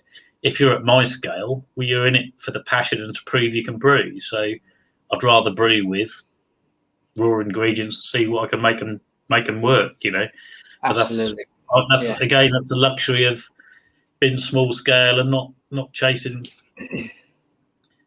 the dream or whatever. Yeah. What's your plans for the future? And has the last 14 months of this situation altered your plans for the future, or made you go in a different direction in the future? I think we'd quite like one thing it's made you reflect on is not to be. You realise you're not in control. You think you're in control. Before the situation, we were all in control of what we're doing with our businesses, weren't we? Yeah. You're not. No. Someone can turn the switch off tomorrow. So I think what it's made us and every other brewer I talk to, it's about doing things that put you more in control. Right. So we'd never done, I know we've got a surprise beer later on, but we'd never done anything like that because we hadn't had time, because we'd been doing things, looking after the pub market. So it's more about the little projects that we've always talked about, wouldn't it be nice to do that? I think they're now going to take priority. So it's like, no, we are going to do that because we know we can sell it. We know people want it. And that's what we're going to look after. So it's about picking the little projects rather than you end up being in a hamster wheel. So you're going through the motions, you're feeding all the pubs, you're doing what you're doing. And that's great. There's nothing wrong with it. But I think the situation has just made us all reflect a bit and go, it doesn't have to be like that. We can do Project X or Project Y or this collaboration. So I think we're going to be a bit more selective sometimes in what we do and not necessarily just go, oh, no, we haven't got time to do that. Let's do X. It's like, well, X might not be there tomorrow, so let's do Y, Yeah. And I think I'm just wondering, and if I've jumped ahead of my station here, let me know. I'm just wondering with me coming down to Beers of Europe, maybe we could nip 20 minutes down the road and do some kind of super collaboration with you guys. That'd be fun. Yeah, no, that'd be fun. Yeah, that would be fantastic. That would, and of course we can tell the story then at Beers of Europe whilst we're having a drink. That would be really cool. That would be really cool. Yeah, brilliant. I'll bring the camera and we'll film the whole process for YouTube. If I could turn that around on myself, the direction I want to go in, if you don't mind me saying, David, it was same as you. So, we got Beers of Europe saying yes, definitely, Simon, a collab with Moongazer. Brilliant. That's sorted then. That's sorted. I was very much in the hamster's wheel like yourself, David. I was doing beer after beer after beer, reviewing, and I introduced food. I started doing food reviews at the same time. I was going out and about. I was doing a lot of traveling on Europe, festivals and brewing and whatnot. it made me kind of this situation has made me go, right, I want to do more of the stuff that I want to do. I want to do more of the traveling. So hence I mentioned to you about coming down, and while we're there, we'll do a collab with you guys. But I want to do more traveling. I want to do more on the road videos rather than this is my set, this is my kitchen. Everybody's familiar with this kitchen. Everybody knows what I do here. I need to grab hold of this camera and get out there and film a series of short movies that I've wanted to do for such a long time, but always put it on the back burner. And my idea, and why not run this by a brewer and see what he thinks, because I've been thinking about this for such a long time, is essentially Google owns YouTube. So it's very much linked with search. YouTube and Google, it's one big search engine. My idea is to travel around the UK first and foremost, and call the series Beer City. So the idea is I hit a city, I find out all of the best bars, all of the best breweries, best places to eat, and I cover it in a short video, half an hour or so. And when people search best place to drink in Leeds, best place to eat in Leeds, then Bush, the video comes up in a Google search to watch as you searched it. And that's my idea, is to get out there. And of course, the nearest city to you, would that be Norwich? Yeah, we got Norwich. Yeah, so great breweries in Norwich and great bars in Norwich. There must be plenty.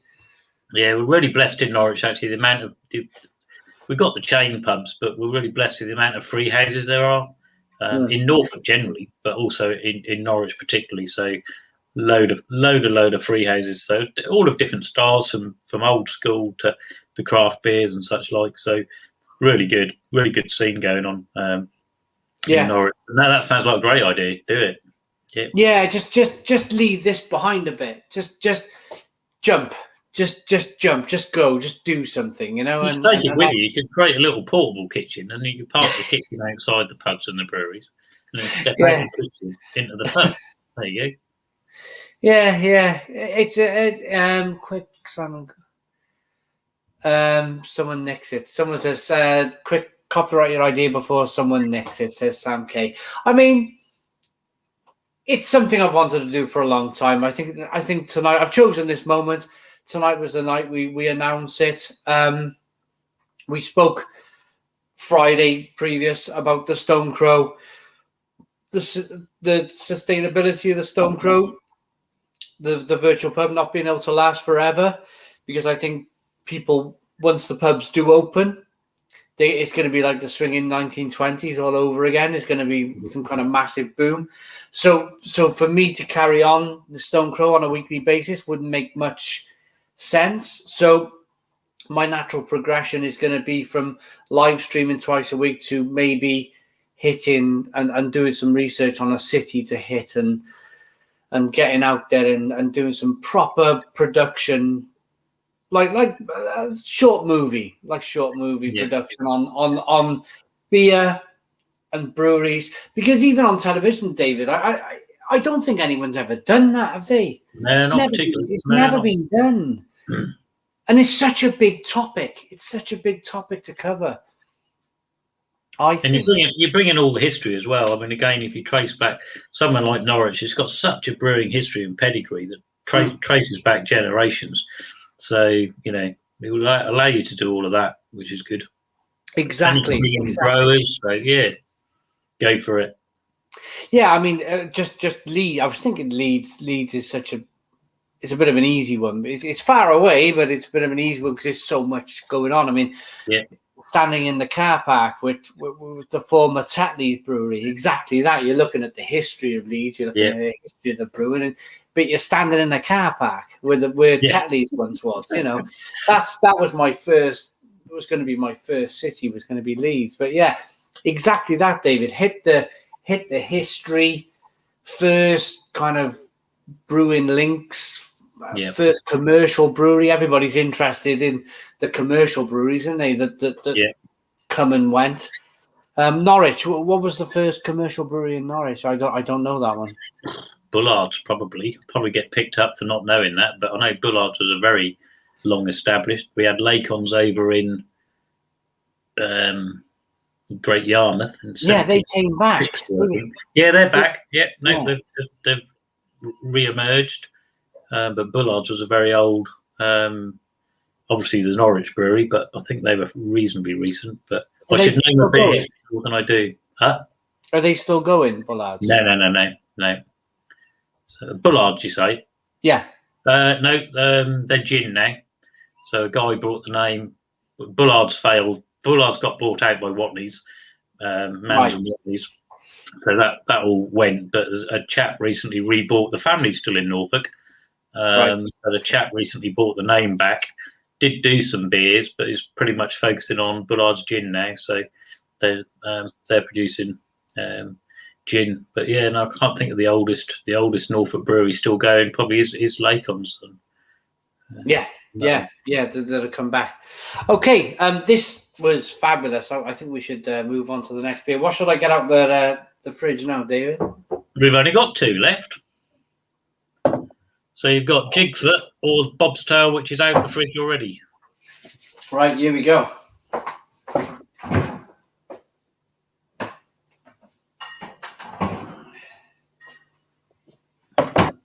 I must have had 2 jumpers. Norfolk Ruby, Norfolk Amber. I got a jumper as well. No, you don't want that. You want the Jigfoot. Well, you can have the jumper if you want. I haven't got a jumper. We'll leave that then. We'll leave that and go on to the Bigfoot. Yeah, let's go on. So this is essentially the same beer, but without the gluten thing going on. Yeah, the Jigfoot's another golden ale, 4%, but this is a bit more of a traditional style bitter. So a bit more bitterness going on, a bit less soft hops. So the hops in, trying to think now. So you got some Challenger, you got some Bobek again, some Hersbrucker, and a little bit of Ernest. So, but more of a traditional golden ale as opposed to the Pintail, which is a bit more new style, new world. But so just again, easy drinking, nothing too challenging, nothing too in your face, but just a nice. Lovely. A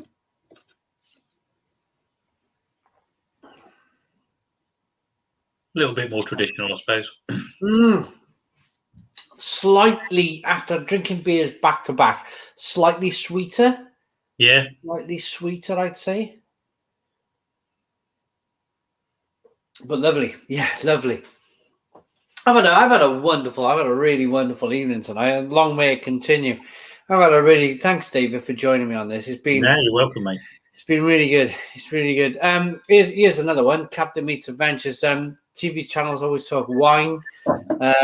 They always seem to do wine. It's a shame, isn't it? Because we produce such a fantastic product in beer in the UK, and we're so specialised in it. It really should be a little bit more about beer on these cookery programs. Do you think? Don't you think as well that they just find it a bit too daunting? Because there's thousands of wines, but there isn't actually, is there? Because there's only so many grape varieties. So there might be hundreds of different Merlots, but they're all a Merlot. Whereas if you look at craft beers, suddenly you've got 8,000 different beers going on here that are all completely different. They've all got their very distinctive, unique taste. So maybe it's just the overpowering nature of where do you start? What do you do? I don't know. But it is a shame, you know. So, the £3 super chat from Beers of Europe, a fantastic golden ale. It really is. This is fantastic. I like that slightly sweeter aspect to it. Is that because it's regular malt rather than what we were talking about earlier with the enzymes? Well, no, you got regular malt in the Pintail. Pintail uses a bit more extra pale. What you'll get with the extra pale is the fermentation will go on. You'll get much much higher attenuation, so you'll get a drier beer because of it. Whereas this is just Marisotto Pale Ale, so you'll get less attenuation in the malt. So there's a bit more residual sweetness left in it than on the extra pales. So a little bit more sweetness in the malt, a bit more biscuity in the malt. But yeah, good solid. This is a topic that I like to bring up every now and again. I think it's the reason why beer struggles. In the food world, we've got multiple celebrity chefs. In the wine world, we've got a few celebrity wine people. In the beer world, we don't, do we? Yes, years ago we had Michael Jackson. Jackson, the great Michael Jackson, who actually he worked for Channel 4 and he travelled and he did some great things. But there's not been a person in the beer industry, and I think this is what the beer industry needs: is somebody to be a national star with it, an international star with it, a figurehead, an actual figurehead that they can turn to, that is relatively, or she, should I say, relatively educational on it, witty, funny, and just breaks down all the barriers. Yeah. Do you agree? I don't know her personally, but I think, is it Yaga Wise from Wildcard Brewery in London? She's trying to sort of position herself as that. I think she's very media friendly, very media savvy. And you're seeing her come to the fore quite a bit and be interviewed, and I think that's a good thing. So it does need a few people like that, go-to people that can start breaking down the barriers and be seen to be representatives. But there just hasn't been, like in wine you've always got them, but you've never necessarily had it in beer.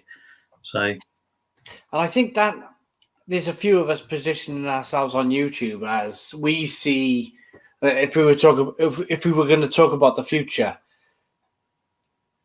we see ourselves as when television finally kind of goes over to YouTube or vice versa, then maybe it could be a couple of YouTubers that does it. And I think there's a lot of people hedging their bets as to where it's going to go.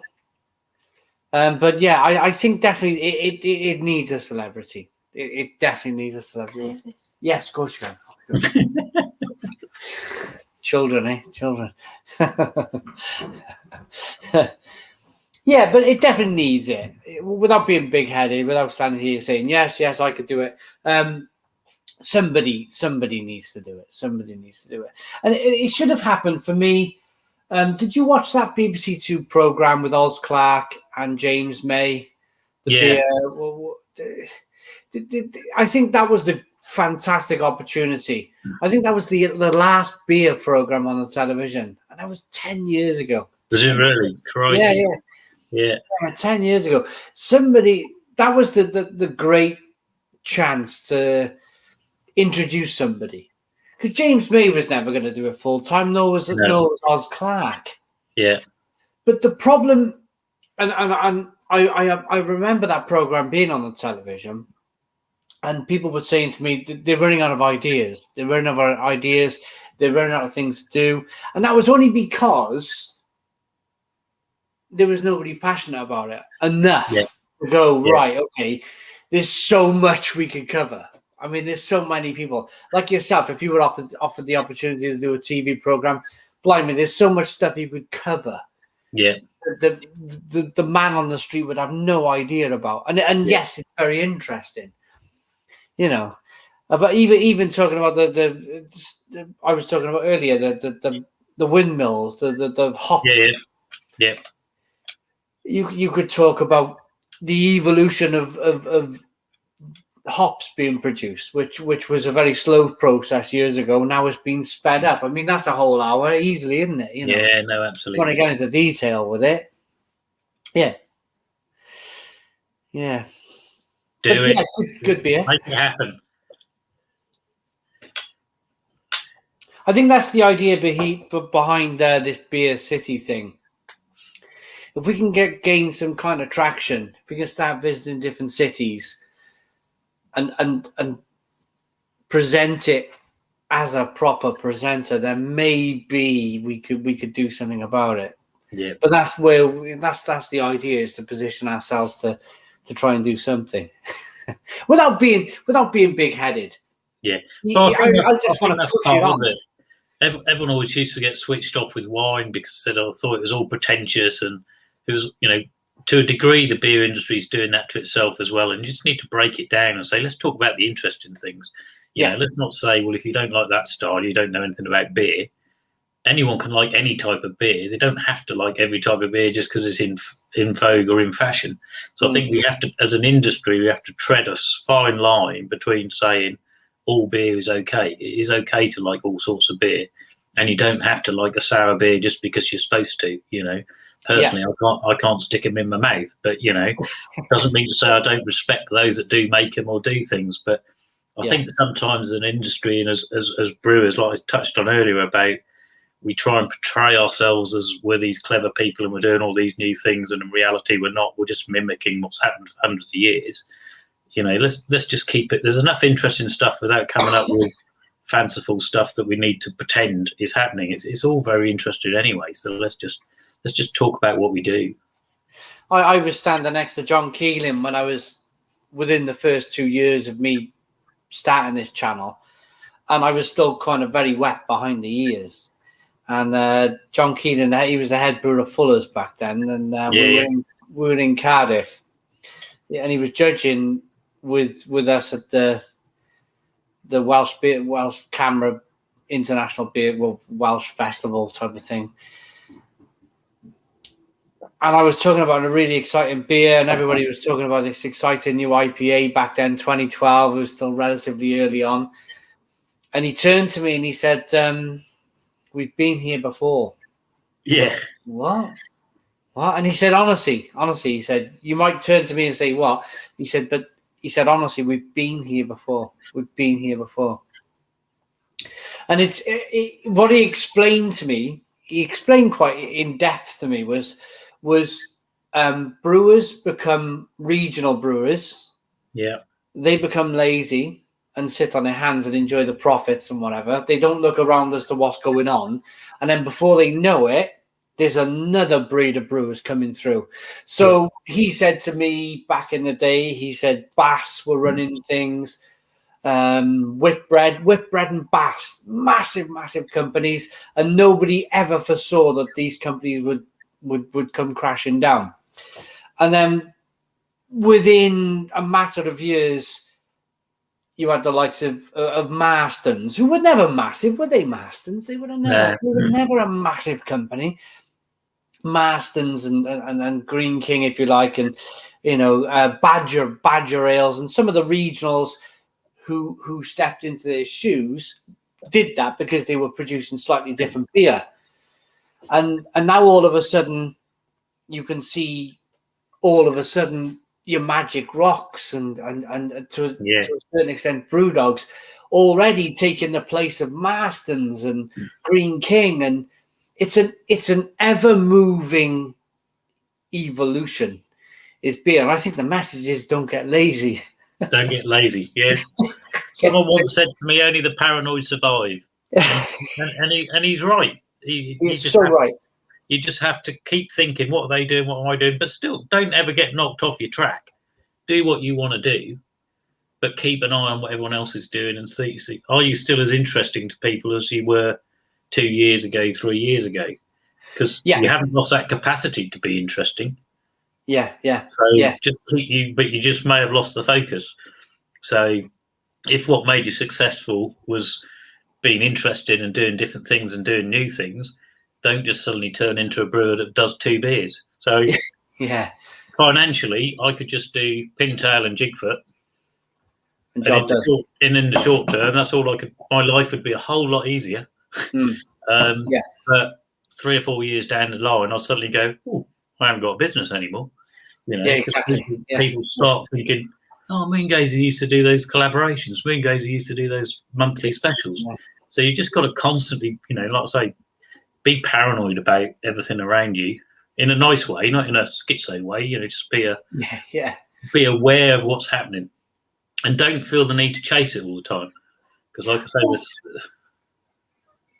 say, sorry to interrupt you, but what happened to Watney's? Do you know the story? I don't know it. No, I don't know it really. No, it's a funny thing. How it must be what you just said, really. I mean, they probably just brewed red barrel after red barrel after red barrel, and that was the kind of end of them. But from one moment they can afford to employ actors like Michael Caine to make adverts on the television for them. Yeah. And then the next minute, they're not even in business. It staggers me. It staggers me. But it must be that simple thing. That simple thing. But I've been to regional brewers. And I've chatted to them. And it's so difficult to change the mindset. What do they say? That in the car, we won't talk about beer. We'll talk about the car industry. In the car industry, they say they're very slow moving, like dinosaurs. But when they decide to move, they blooming move. It's the similar thing. Getting these breweries to move and produce. Do you think they'll ever produce fantastic style IPAs, or do you think it's just not in their remit? I don't know. It's a tricky one. There's no reason why they can't, is there? Yeah. But would it be seen as that? But because they've got this mass brand of ordinariness or blandness, whichever you want to look at it, but they have a perception by people. So if you do something really good, will it always just be perceived as, well, that's not really good because that's by so and so, or brand X or brand Y? Yeah. Hard one. It's a hard one, really. It's a tough one. Yeah. Hoisted by your own petard, or whatever the phrase is, isn't it? I can't. Yeah. I think we've left people hanging around long enough, Dave. Should we? You're on for your last beer, are you? Should we get your Bob's tail out? Right, give us the lowdown on this beer. If I hold it up to the camera. So there's a sad tale to this one, but it's also a happy tale. But about 18 months ago, we learned we were going to lose. I start the brewery with. I can't do my camera. Like I say, I started the brewery with my wife Rachel, and it was her dad, Colin. Your device does not support cancel navigation. Sorry, my Google device just kicked in. Sorry, carry on there, David. The most inappropriate time. No, that's all right. So,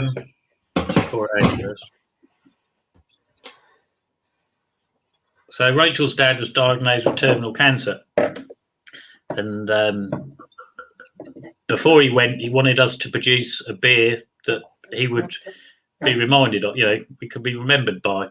And his two favourite beers. Unfortunately, weren't Moongazers, which I was a bit disappointed with, actually. So I think he would have lied a bit, but he was true to his heart. And his two favourite beers were Fuller's 1845 and Oakham Bishop's Farewell. Yep. So he said, if I could have a beer which combined those two, I'd be a happy man. So we actually brewed a Bob's Tail using the same hops that those two beers did and the same malts that those two beers did. But we brewed it to 4.8%, and we did it in cask only. But thankfully, he came to brew it with us and got to drink it before he died. But he passed away last February.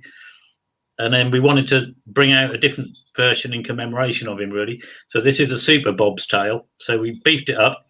So it's the same hops, it's the same barley, but we took it from 4.8% to 8.8%.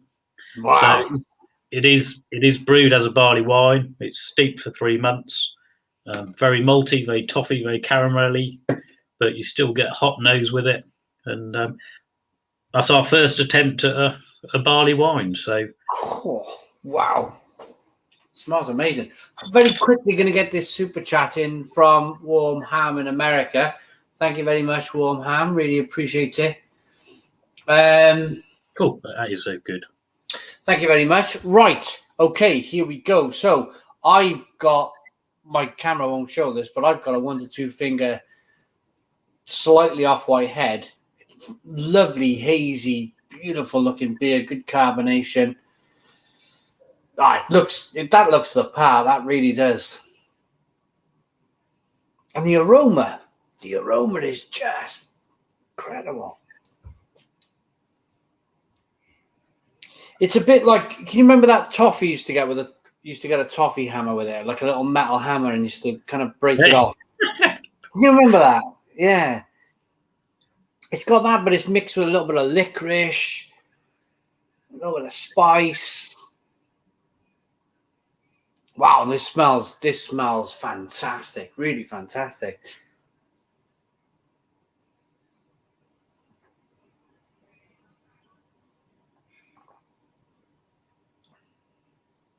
Oh, Stone the Crows! Stone the Crows! I don't normally say it, but it's pretty good, isn't it? Yeah, give us a Stone the Crows, David. Go on. Stone the Crows. Stone the Crows. Stone the Crows. The mouthfeel. I want to talk about the mouthfeel. That is just sticky, beautiful. So as well as the malts, we stuck some Muscovado dark sugar in there as well. So that's contributing to that. So, wow, what a beer to finish on! I do need to say it's not for sale yet. May the 7th. Ah, right. Oh, I didn't. I forgot to mention that. So May the 7th. That'll be online at Beers of Europe, hopefully, if they're still watching and have got it photographed and ready to go. Yeah, I'm sure they're still. Ooh, that is. Do you know what I like about the beer? It's enough carbonation. Yes, it's quite sticky. Yes, it's got a fantastic mouthfeel, but there's enough carbonation to go, you know what? It's still a beer. Beer. It's still, and it's nice and hoppy as well. Are we talking traditional British hops for this one, or like? Yeah, so that's Challenger Goldens, and should know this. A bit of UK Cascade in there. But like I say, we followed the hops of because it was Colin's wish for it to be like Fuller's and Oakham. We followed the hops that they used. So I can't take the credit necessarily for hop selection, but I can take the credit for the balance which we have hopefully achieved. Oh, I think this is just terrific. I mean, do you know what I'd like to do with this beer? I'd like to put one away for a year or 18 months, and then buy a fresh bottle off you. Yeah, that'll just get better and better. Yeah. Put a fresh bottle next to an aged bottle, and kind of chalk through the differences.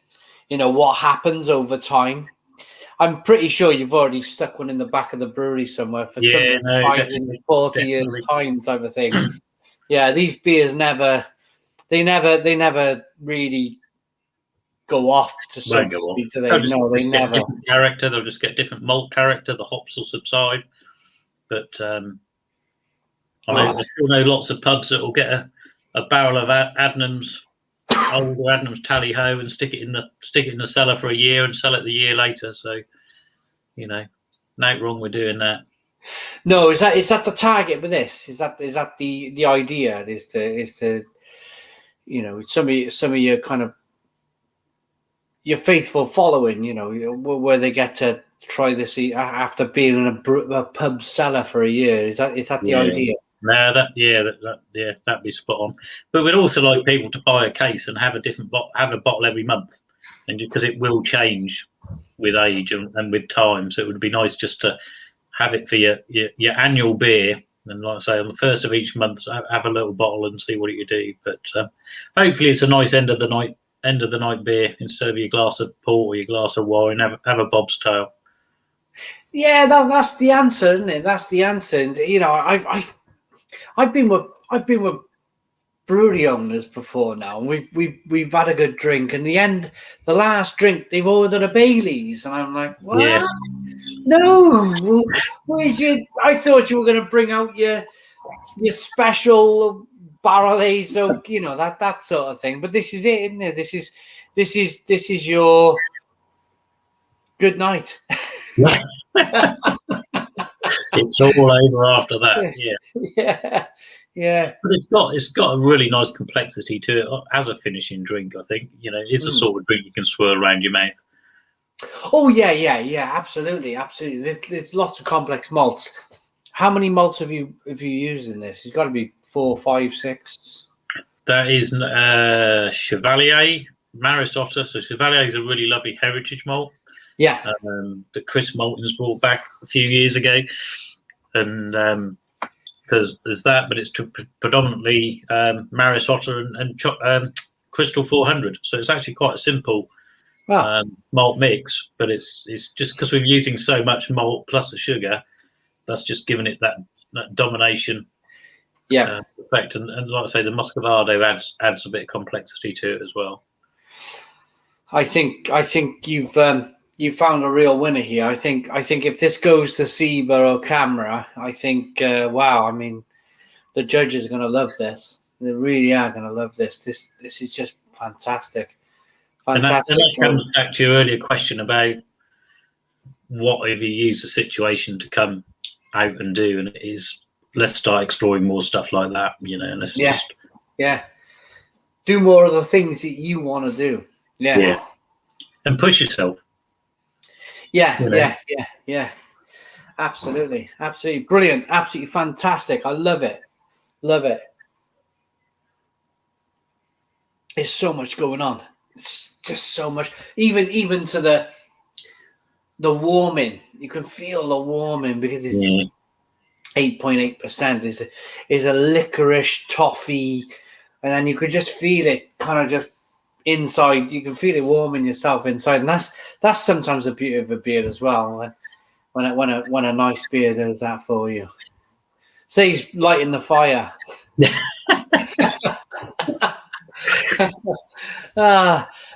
David, this has been a really, really wonderful night.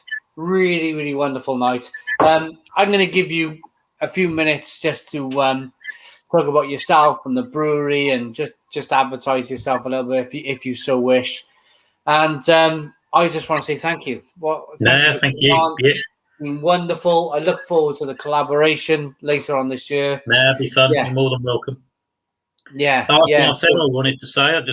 Thanks to you for hosting. Thanks for Beers of Europe for thinking of us.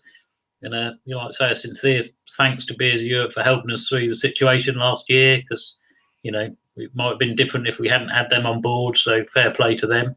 And keep drinking the beer. Keep looking for Moongazer. And look out for more special beers like Bob's Tale in the years to come. That's been fantastic. It really has. I mean, sometimes you have nights here because it's a long night. I'm not gonna lie. It's a long night going from 7. Sometimes you have long nights and you spend yourself looking at the clock. But not once tonight have I done any kind of clock watching whatsoever. It's been 1 minute it's 7 o'clock, the next minute it's 9 o'clock, and they're the best evenings of the night. And where you go, really, is it that time already? That David, it's been wonderful. We got one more super chat from the wonderful Beers of Europe. Thanks, David. Brilliant night. Yeah, that tops it all off. Really, that tops it all off. Brilliant night.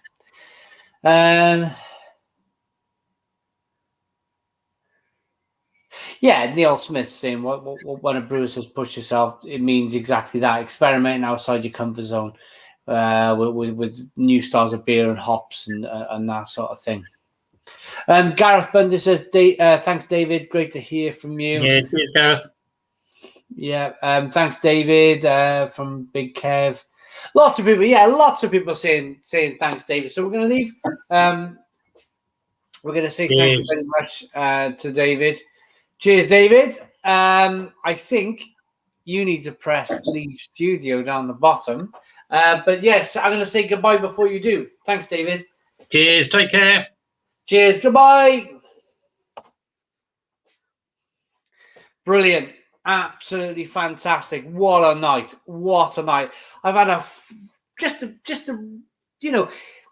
if ever a virtual pub feels like you're in a real pub, that was tonight. Really enjoyed myself. Really enjoyed myself. Back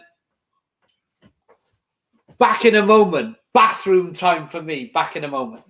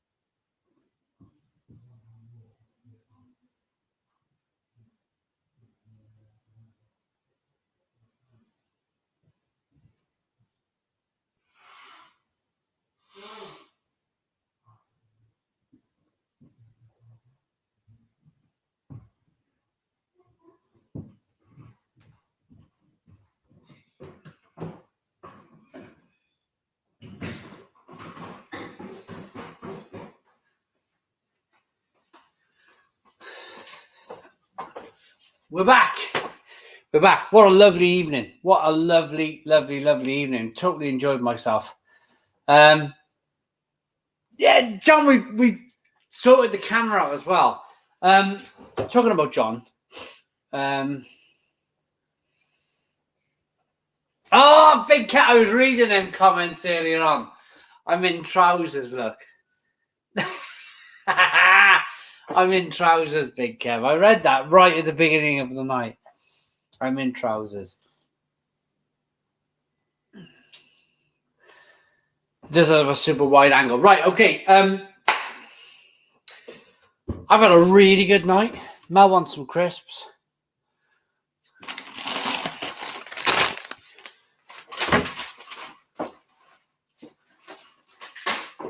Got Mel some crisps. I reckon, as it's a StreamYard type thing, we've had some wonderful. David was brilliant. David was absolutely fantastic tonight. It really was. Really enjoyed it. Love how he's been exploring his boundaries in lockdown. Really trying what he wants to brew. Exciting times. Grass supermarkets for growth, and he's producing big bold beers. Yeah. I mean, as David was saying earlier on, I mean, some of the stories from the supermarkets, it's not always a great thing to do, is it? Especially when they got a buyback clause, and oh my goodness me, it's not great, is it? Can you imagine the farmer when the farmer don't sell enough milk and you got to buy it all back off the supermarket? It must be nuts. Nobody guessed that, Big Kev. Nobody guessed that, Big Kev. Right. David with class. I'm going to invite a guest on. I'm going to see if John from Lords wants to join me. I'm going to go to my Gmail. Let's have a look. Promise to end it properly this time. Compose.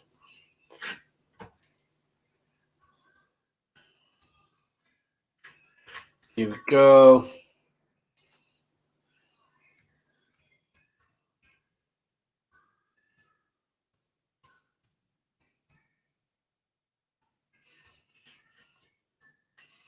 I've just sent John an email with a link for the live stream. So hopefully, if John's not in the bath, he can join me tonight on the live feed. I've just sent the link in an email to him.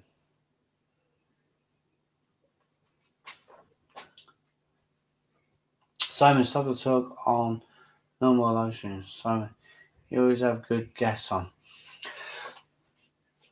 It'll never be the end. The Stone Crow is not dead.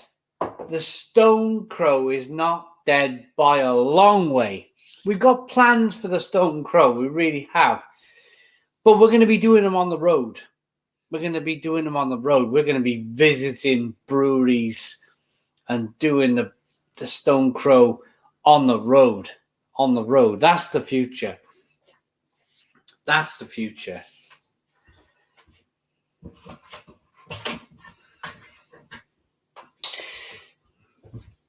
It's been a really strange journey. It's been a really strange journey for everybody. Beers of Europe. Yay, they love that idea.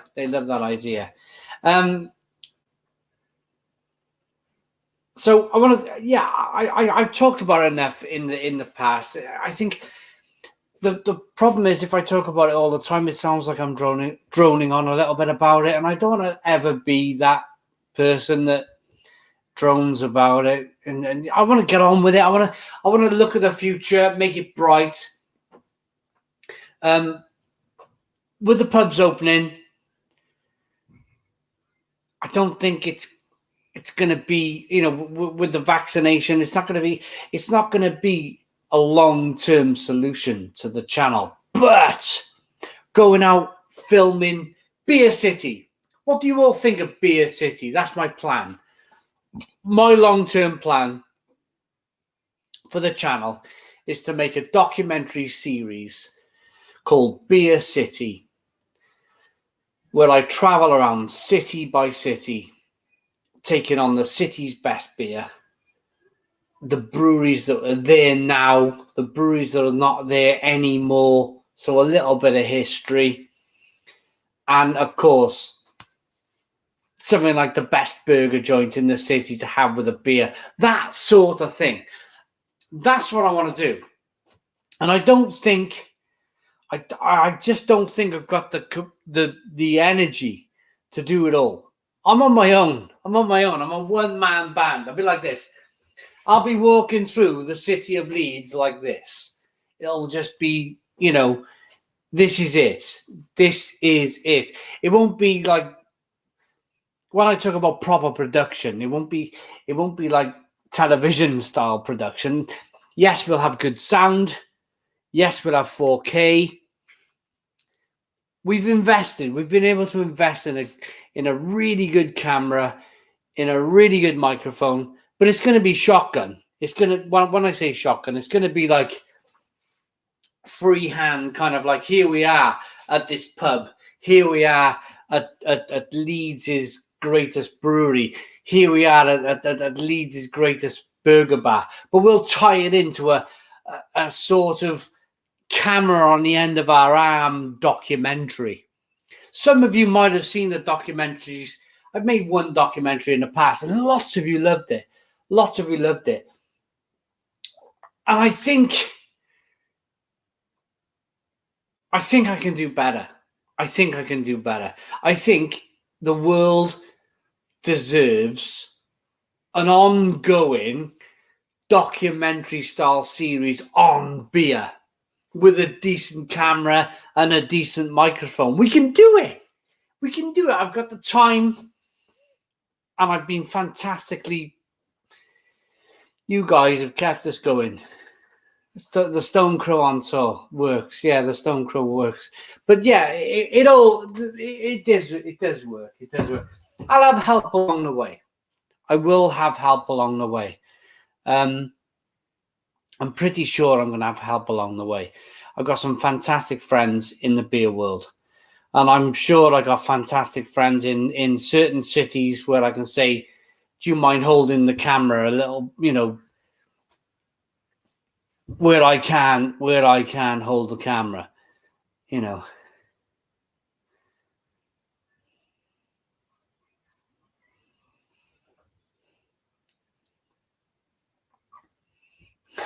Did John say that really? Everything that I say, free. Hello, Daniela. Let's say hello to some people. So, Daniela, Joey, Beers of Europe, Always a Red, Captain Vita Avengers, Big Old Brewery, Daniel Bale, Pezzy P, Gareth Bunting, Spitfire, Callum, Sam K, Henry, Sam, Joey, all of you wonderful people. Wonderful, wonderful people. So, what do you think? What do you think of the grand plan? What do you think of the idea? Do you think it'll work? Here we are. We got an answer. Mike Cable. Nice idea, but when you are in conversation with proper breweries, you're flying by the seat of your pants. Be careful not to show you're out your depth. It's all about credibility. Mike Cable. I think I can hold my own a little bit. I think I can hold my own. And here he is. The man himself. Here he is. John from Lords. How you doing, John? I'm all right, man. I'm all right. I'm a bit off centre, aren't I? Right, remind me at 10 o'clock when I leave. Don't press leave studio. Press end broadcast. That is a big thing. It's one of the key things to do when you need to finish a stream. Brilliant. You should have seen me panicking. Gosh, I'm very unkept tonight. The the missus was meant to sort my beard out, and I'm looking sort of a bit rough. John, you're looking sexy as ever. Sexy. Oh, thanks, Simon. We're talking about Beer City. Oh, yeah. I want to talk about it. I'm ready to talk about it. I'm ready to talk about my journey with the Stone Crow. Okay. And I'm ready to talk about Beer City, my next journey. And I want to know, I want an opinion, and I want an outside of the box kind of like, because I'm in it. I don't see it, John, because I'm in it. I'm living it. I can't see what's going on because I'm there all the time at the controls. Right, okay. And I want somebody who watches from the outside in. I want their opinion on, an honest opinion on the transition from the Stone Crow to Beer City and what I plan to do. And I've talked to you a lot about it. And yeah, is it the right thing to do, first and foremost? Well, I think, you know what I'm like when it comes to looking at data and all that kind of stuff. What I've seen on my channel, bearing in mind mine's tiny compared to yours, is that I lost a third of the viewership when the pub started to open, which is actually a good thing because I want to be doing live streams for the rest of my life. But I kind of predict that when we get the pubs and everything goes back to normal, I think we'll actually have the full Stone Crow, the full Lord's Brewing Co. messing around is probably going to drop by another third. Yeah. So I think then you've got to look at, it'll probably go back nearly to what it did before, which is it will be content based, and then you'll do the odd live stream to interact with your viewers. And that's what I see happening. And I think for me, that's really what you've got to kind of gear yourself up for. Because there's nothing worse. And I know this because I've done it. Starting a live stream and you've got 6 people in and 3 of them are your family. So, yeah. So, in answer to your question, Simon, I think you'll go back to doing more content, but I think there's a really good opportunity now. You've built a bigger base of people that watch. I can sense it. I can sense it. Now it's time to get out there, do stuff, make it interesting. Like, I really, really want to do some stuff at the brewery on a sort of every other day basis, where I grab a coffee and we'll wander around the brewery and we'll talk about what we're doing. That's it. But it gives people an insight there and then into what we're doing. So Beer City, my plan with breweries that were here before, breweries that are here now, so a little bit of history, a little bit of here and now, bit of food, best places to visit and drink. I think it's a hot topic. I really do. I really think, and it's something I've been really passionate about, really thoughtful about, but never had the means to do. Never had the means to do. Now we have the means to get out and do it.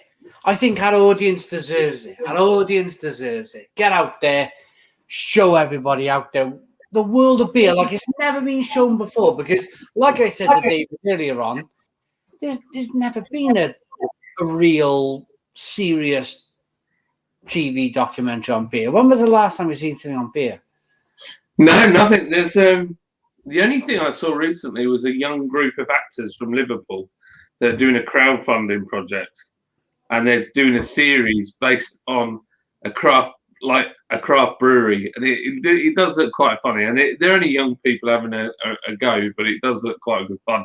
But as a sort of documentary kind of thing, nothing. There's nothing really out there that I've seen that I thought, oh yeah, you know. I mean, I guess there's always the just going and visiting other breweries. Everybody's done that, but it's that like that little place down a back alley. In fact, there's a place in Huddersfield, right? I could take you to. It is the most sort of cool looking place, but it serves the best fresh Thai food you'll ever have anywhere, and it's cheap. Yeah. And you sit there, and it's just like there's no frills, and it's a family-run thing. The food is as fresh as it gets. It's just an incredible place. It's in the middle of the market in Huddersfield. You know, you wouldn't know. You just wouldn't know it exists unless you're local. It's stuff like that, and then going to places in Leeds. People get excited. Oh, I'm going to Leeds, but Google will only ever give you the things it wants to give you. Yeah. So if you start saying, "Hey, I found this pub and this bar and this. If you like this kind of thing, go here." And have you seen that? And there's a bar called the what do they call it now? The Assembly, and it's underneath. You would never know it's there. If you didn't know Leeds, you'd walk straight past it.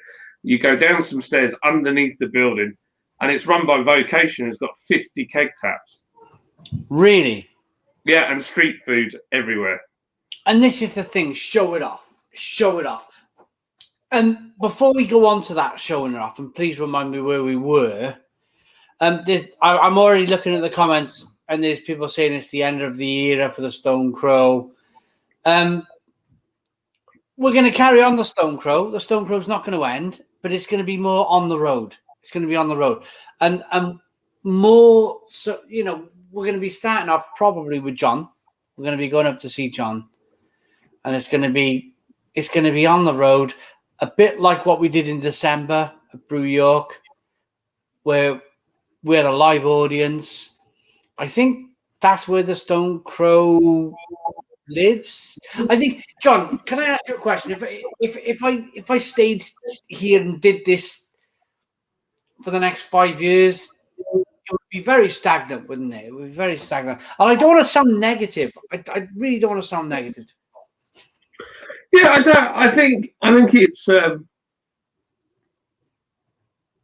something that you just do over time, and I think if you were to just stop it, I think that would be a bit of a shock to the system. But maybe drop it down, but actually go out and offer something else. So, like, not saying, right, I'm not doing the Stone Crow anymore, and that's the end of it. I would be like, right, we're cutting it down to one night a week, but I'm going to go out and do something or create another video, like once a week. There's loads of stuff. You've got, what's that place down the road from you, Craft Union? Craft Republic, yeah. Craft Republic, there you go. So you've got Craft Republic down the road. I'd love to see the inside of that place. I'd like to see you go in and have a chat with them and have some beers and all that, because I saw it. It looks like a really cool place, but I know nothing about it. And I think if you did that and then, gradually, I think it'll eventually, the Stone Crow could potentially be like once a quarter, and then it'll be rammed as well.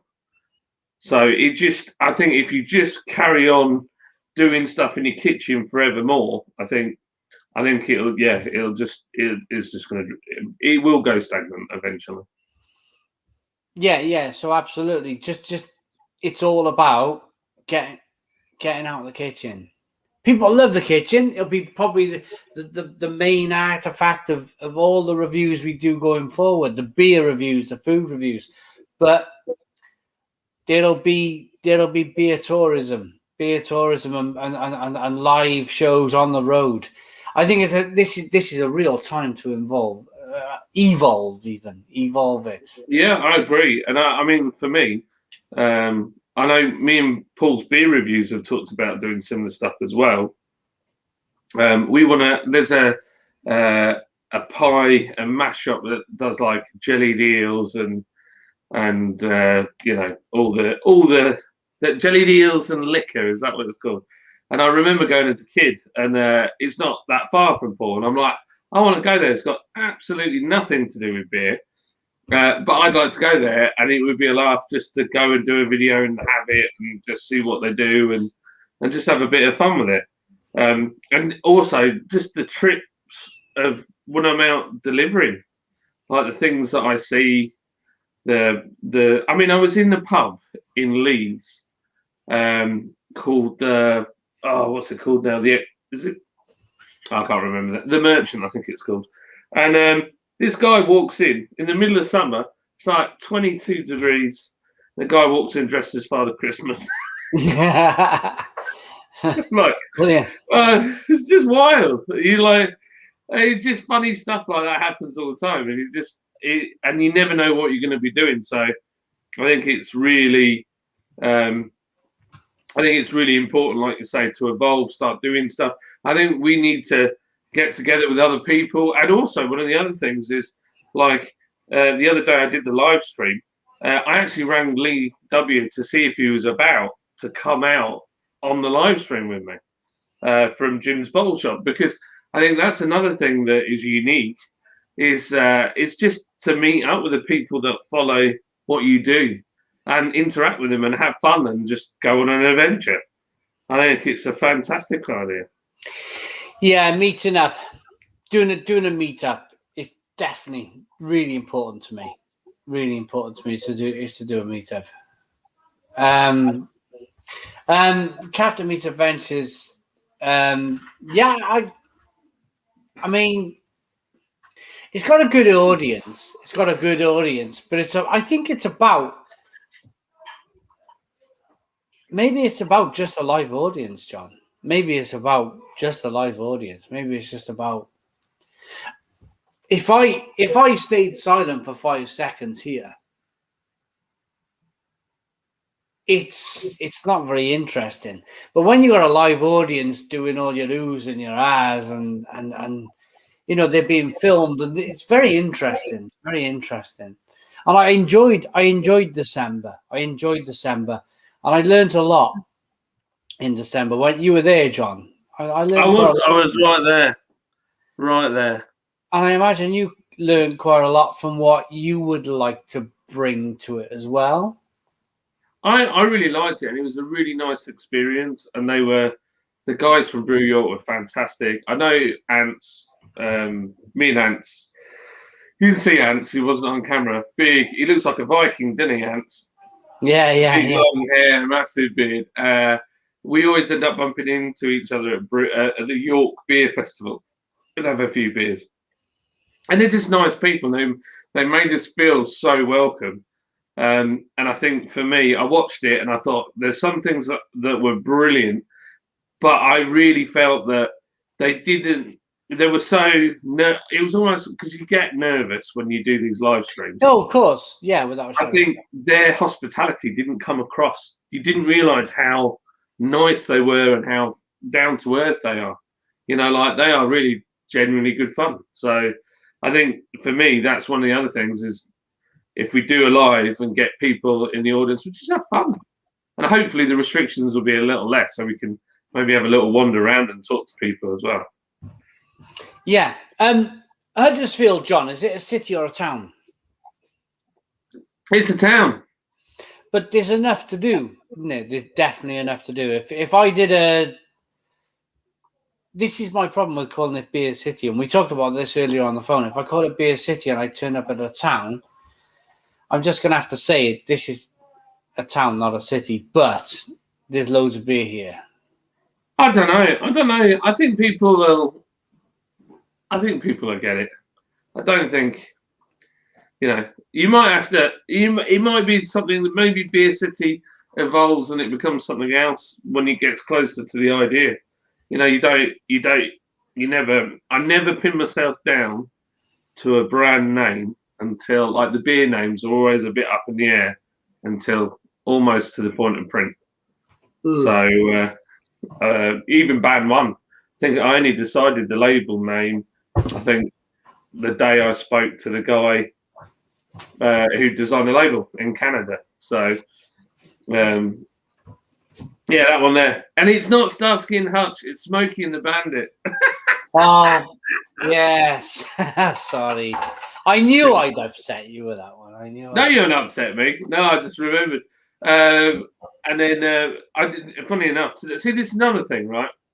So I used to be massive into cars. I still am massive into cars, but I used to have a tuning company and map vehicles and all sorts of stuff. And my friend over in Wakefield has got a garage, and he has the best UK replica of the Trans Am from Smoking the Bandit. So I messaged him today with a picture of the can, and he was like, "That is really cool." And I said, "Could I bring some beer to you? You can have it. But I just want some photos and maybe a little video of the car." And he was like, "Yeah, let's do it." I mean, it's got nothing to do with beer, but how cool is that? It's just something that I'm passionate about. There's a bit of overlap, cars and beers. Brilliant, just good fun. John, what have we got going on over the next couple of months? What's going on at Lords, and are you looking forward to May the 17th, is it? May the 3rd. Oh, you mean so we've got the May the 3rd one? No, hang on a minute. Well, May the 2nd. Oh, sorry. Pub opening. Pubs are opening May 17th, aren't they? Yeah. Yeah, I thought you meant Brew London or our thing. So, yeah, I am. The only problem we've got is, so when these pubs open, I might have done my marketing a bit too well between me and Mike. We sold out straight away. Wow. Everything's gone. So we've got canned beer and we've got some keg beer, but all the cask was gone like that. So now we're trying to catch up. The breweries are flat out. We're wishing we had more fermenters, and we're trying to catch up. We've got a Kolsch that's nearly ready to go for canning, but I still need to get the artwork finished and get that okayed. So that'll be coming out soon. And then that's another car one.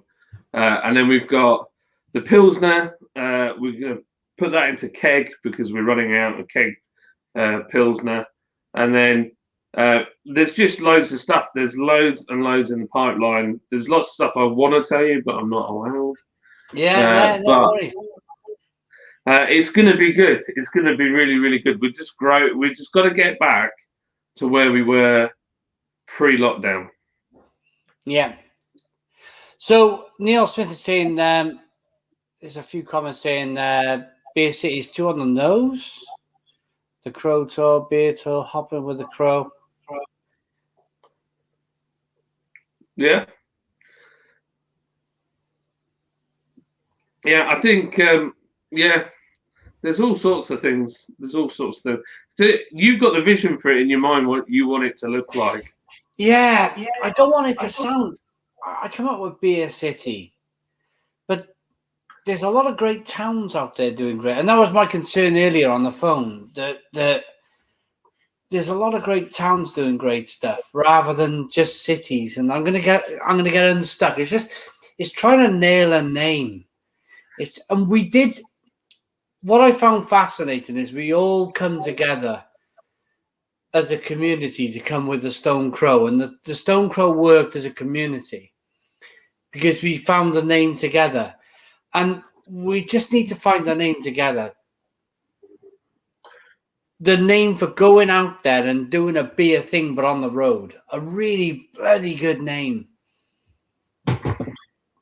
I was going to suggest Beer Metropolis, but that's an actual company, a beer wholesaler. So Yeah. you can't do that. Yeah. I think it's got to be like Neil said, it's like something a bit more. I don't know. The difficult thing is you want something catchy and sort of. Yeah, it needs some thought, doesn't it? Yeah, a bit of thought. I mean, we don't have to sit here tonight and smash through it, but a tour.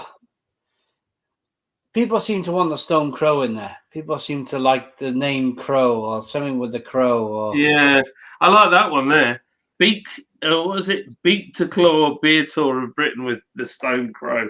I mean, that's a lot of words, but Beer to Claw, that's kind of Beak to Claw. That's kind of cool. Yeah, but it's just Beer Buzz. I think Beer Buzz has been done. As the crow flies, that's a good one. That's good. As the crow flies. As the crow flies. I like that, Lord Tommy B. I like that. I like that. He's hit the nail on the head there. Yeah, I like that. Also, that'll help with your international ones as well. Yeah. I mean, yeah, when we travel, we can just kind of land that on as the crow flies. I like that. The Lord Tommy B. Thanks for the super chat, by the way, with that one. Stone Pub Crawl. The pub crawl, yeah. I think, as the stone crawl, because a lot of people kind of understand what we're doing already, don't they? They know what we're doing. They know what we want to do. That's the important thing. Get out there. Get out there. I think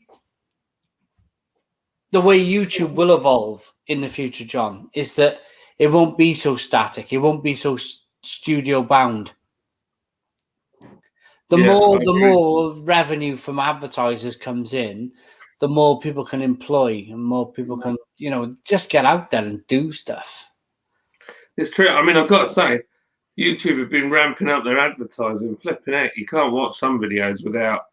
It's every 2 or 3 minutes, and there's adverts on there 2 at a time. You're like, wow. So they're really upping their game because they know that they've captured a lot of the audience from TV, from terrestrial. Yeah. And also, if you pay for YouTube, you can turn the ads off. Yeah, YouTube Premium. Yeah, so I think they're on a winner. I think they're definitely on a winner. But yeah, I think it's exciting times, and there's going to be some really fun stuff to do. I think you just got to just go for it.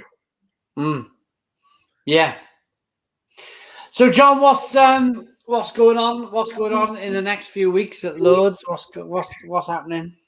So we've got 30-litre poly kegs to fill up. They were meant to be done this week, but we wanted to mix the batch with some kegs for the pub, so we've had to order them. But because everything's gone mental, you can't get the kegs fast enough from E-Keg, so there's a backlog on that. So it's been pushed back another week. So next week we should be able to get all our Pilsner into the new poly kegs, 30-litre ones, and have some for the pubs as well, 50-litre ones. We've got the Kolsch coming out to go for canning. We're rebrewing. So we brewed. This is how mental it is. A wholesaler just bought the whole. Said, "Can you brew me this? I'll buy all of it," and bought the whole batch. So they're that desperate. So we're rebrewing Expedition Blonde. We've got another brew of Silver Spur. We've got Strange Meadowlark Hoppy Pale Ale. That's coming out again. We've got Chosen Man Newell Bitter. That's another popular beer. That's going to be coming out again for cask. There's loads. We're just flat out, just mad. And the forklift lives on. Our forklift broke. Oh, yeah. Oh, man, I thought I was going to have to buy a new one. I was like, no, not now. This is not a good time. And it's like £6,000. And even if you rent one, it's like £2,000 down and 65 quid a week. And I thought, I ain't doing that. The actual forklift's all right. It's just the batteries are knackered. And a company came out and looked at the battery and said, oh, no, can't do that. It's cheaper to buy a forklift. Buy this one off us. And I thought, no, I'm not doing that. Rang my mate and he said, you want these guys? 1,900 quid, new batteries in. The Komatsu, Kevin the Komatsu lives on for a bit longer. Yes. Is older than Trigger Mike. That's how old it is.